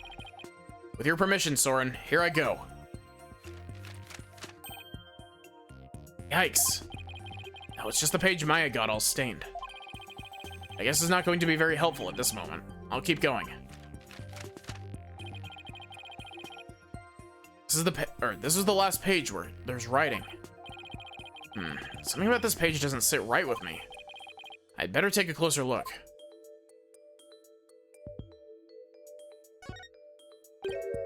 Huh? Page has been torn out. It looks like there was something written on it.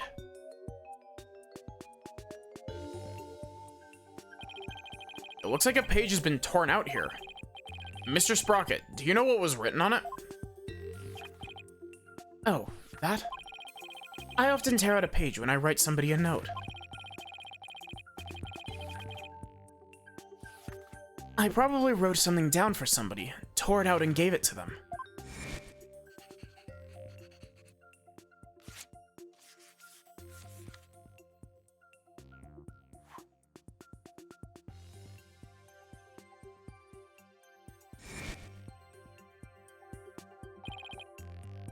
Oh yeah. That solves that, then. Objection! Wait a minute. We can't ignore the possibility that something important was written on this page. Now that the page has been torn out, how can we determine what was written there? Well, let's see. To find out what was written in the notebook, we can use fingerprint powder. If we use fingerprint powder on the notebook, we might be able to see what was written. Fingerprint powder? How would that help us find out what was written there?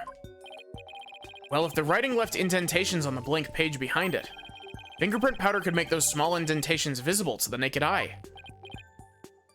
Oh, stop. Fingerprint powder would only sully the notebook further. Mr. Wright, if you use that powder and still don't find anything, you must accept the notebook as a representation of the witness's memories. All right, Your Honor, I understand.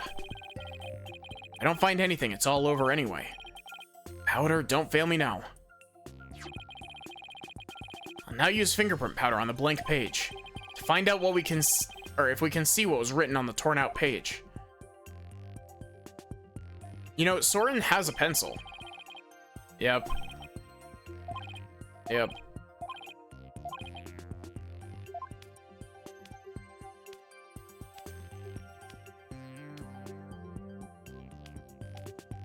Spirit of Justice is honestly pretty shitty fingerprinting thing. I really don't like the fingerprinting in this game.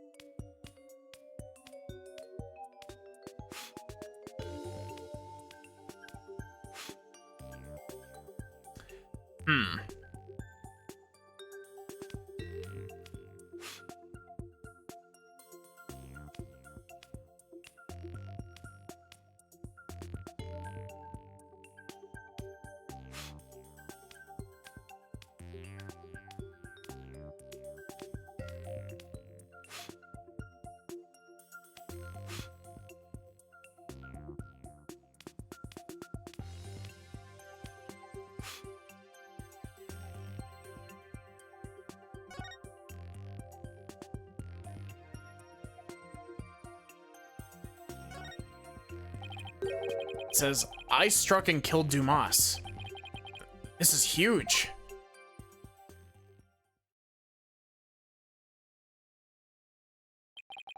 I struck and killed Dumas. That's what was written on the torn out page. What? It can't be. I don't believe it. There has to be some kind of mistake. Soren would never, could never. Miss Wyatt. Bailiff, please get the defendant to the infirmary at once.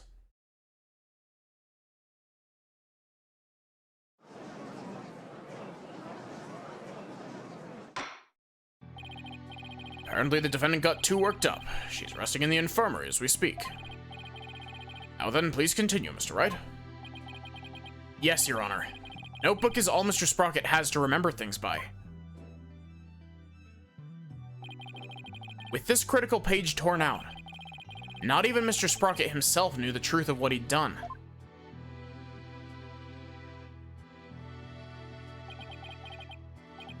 I'm the one who killed Dumas? So it wasn't Ellen. Oh, thank goodness. Mr. Sprocket, does this mean you were at the crime scene during the murder after all? I guess I must have been.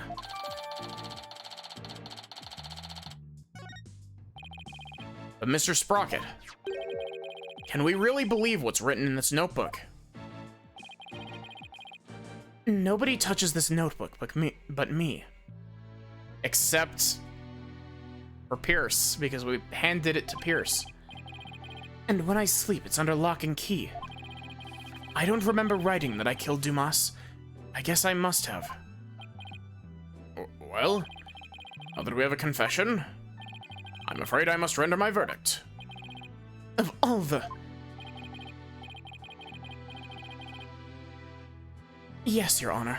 Please give your ruling now while Ellen is asleep. I want the woman I love to be set free as soon as possible. Soren really does love Ellen after all, doesn't he? Yeah. So this is how it ends. Is that how it really went down? Is there really no way for them both to be happy? I know we should consider anything written in this notebook to be the truth, but still. I myself wrote the crime in my notebook. No further proof is necessary. Soren himself wrote it in his notebook. Wait a minute. Very well. I'll now give my verdict. Ellen is about to be found not guilty, and Soren will be convicted for the crime instead. And yet, am I really ready for the judge to give his ruling? No. No.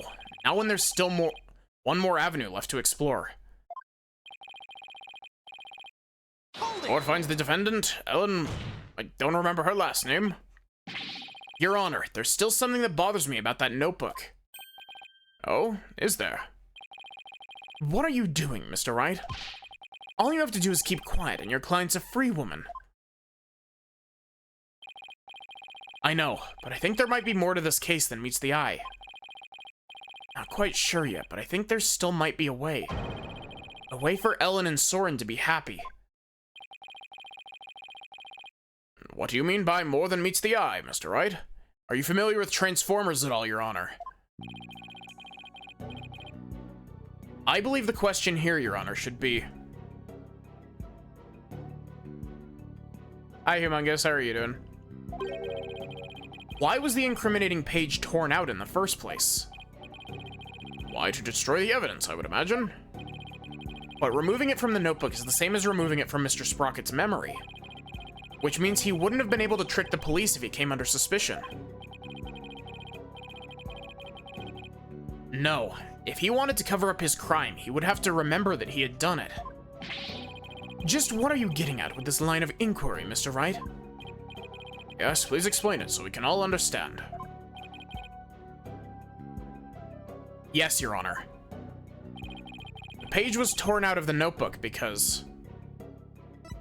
someone else tore it out. It was Pierce. The incriminating page was torn out by somebody else. What?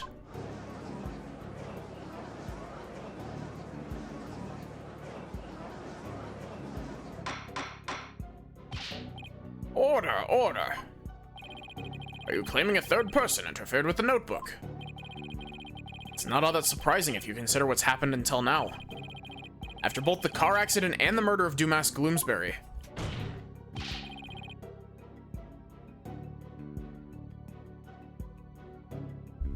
There was always a cover-up not far behind.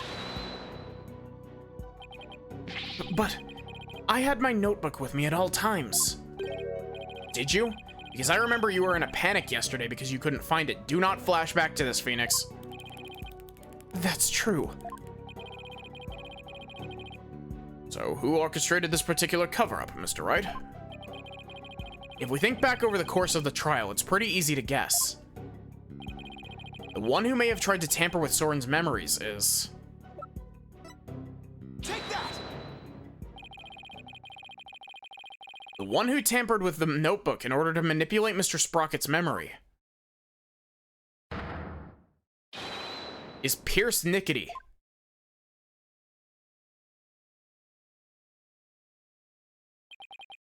Pierce tried to tamper with my memories. Pierce was manipulating me? Case in point, the two receptions that were held to cover up the murder. It was Mr. Nickety who directed the guests and orchestrated the entire scheme. No, it can't be. Which of my memories are mine, and which have been rewritten? When did he start rewriting my memories? Who wrote this, and this, and this? And this, and this, and this, and this? Ah!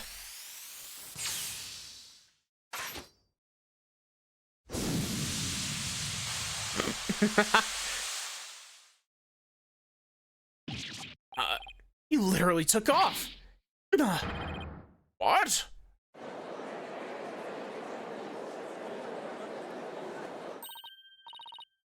Look, Nick, he's coming back down.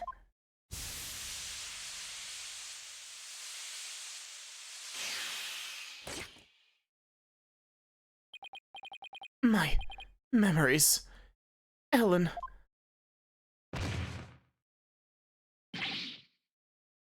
Mr. Sprocket. Bailiff, please get Mr. Sprocket to the infirmary on the double.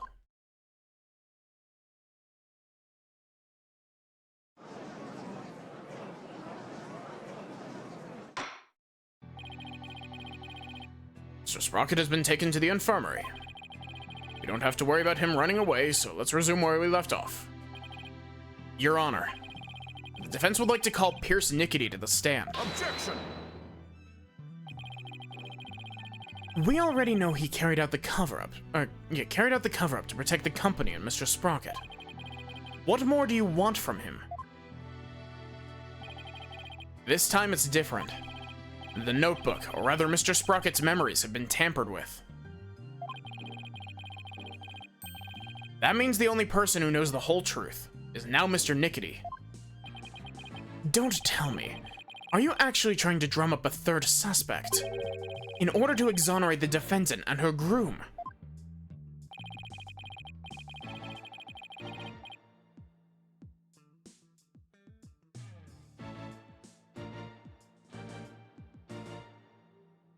Yeah. I'm not drumming up anything, nor do I have the grounds to accuse him of anything. Yet.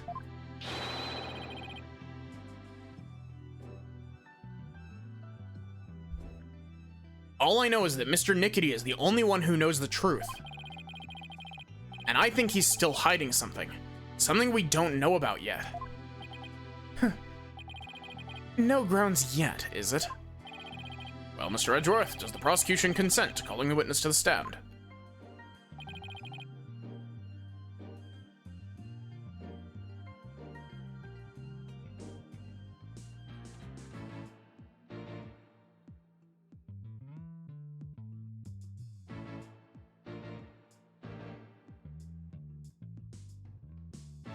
It does, Your Honor. However, I would like a little time to talk to the witness before we do. Very well. We'll break for a 20-minute recess.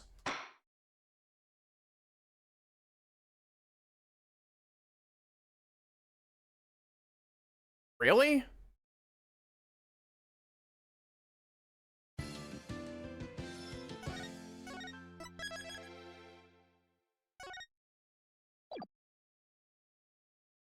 See, that's a really good time to end, but like... Hi, Armia. Hope you're doing good. I want to check...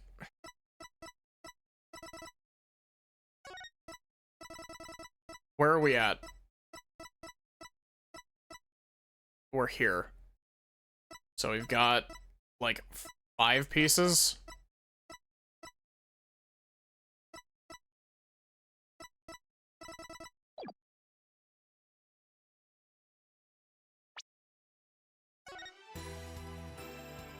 Okay.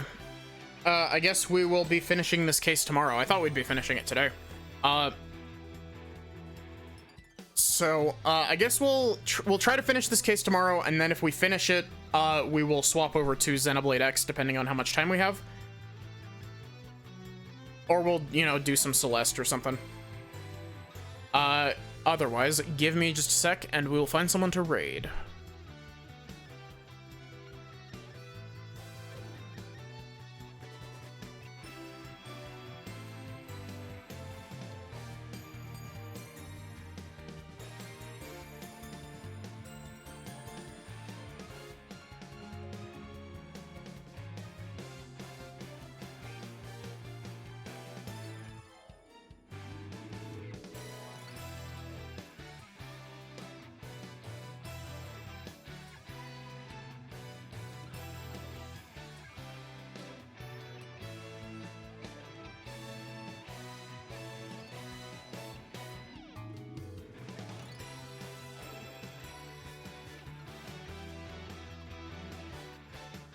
Okay.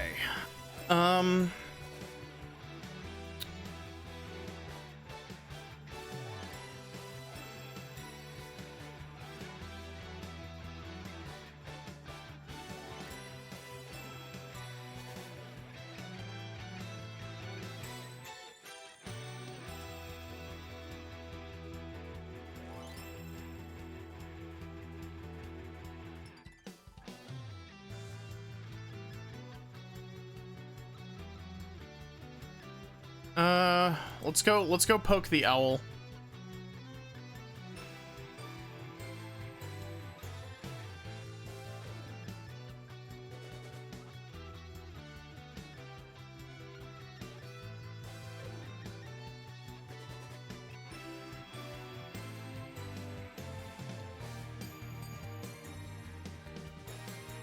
Here is your raid message. Thank you all so much for hanging out. We will hopefully finish this tomorrow and then go back to Xenoblade X, depending on how I'm feeling. Trying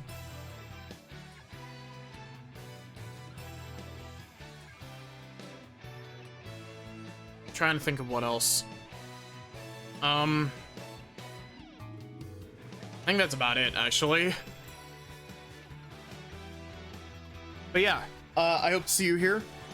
Have a good one, and take care, everyone.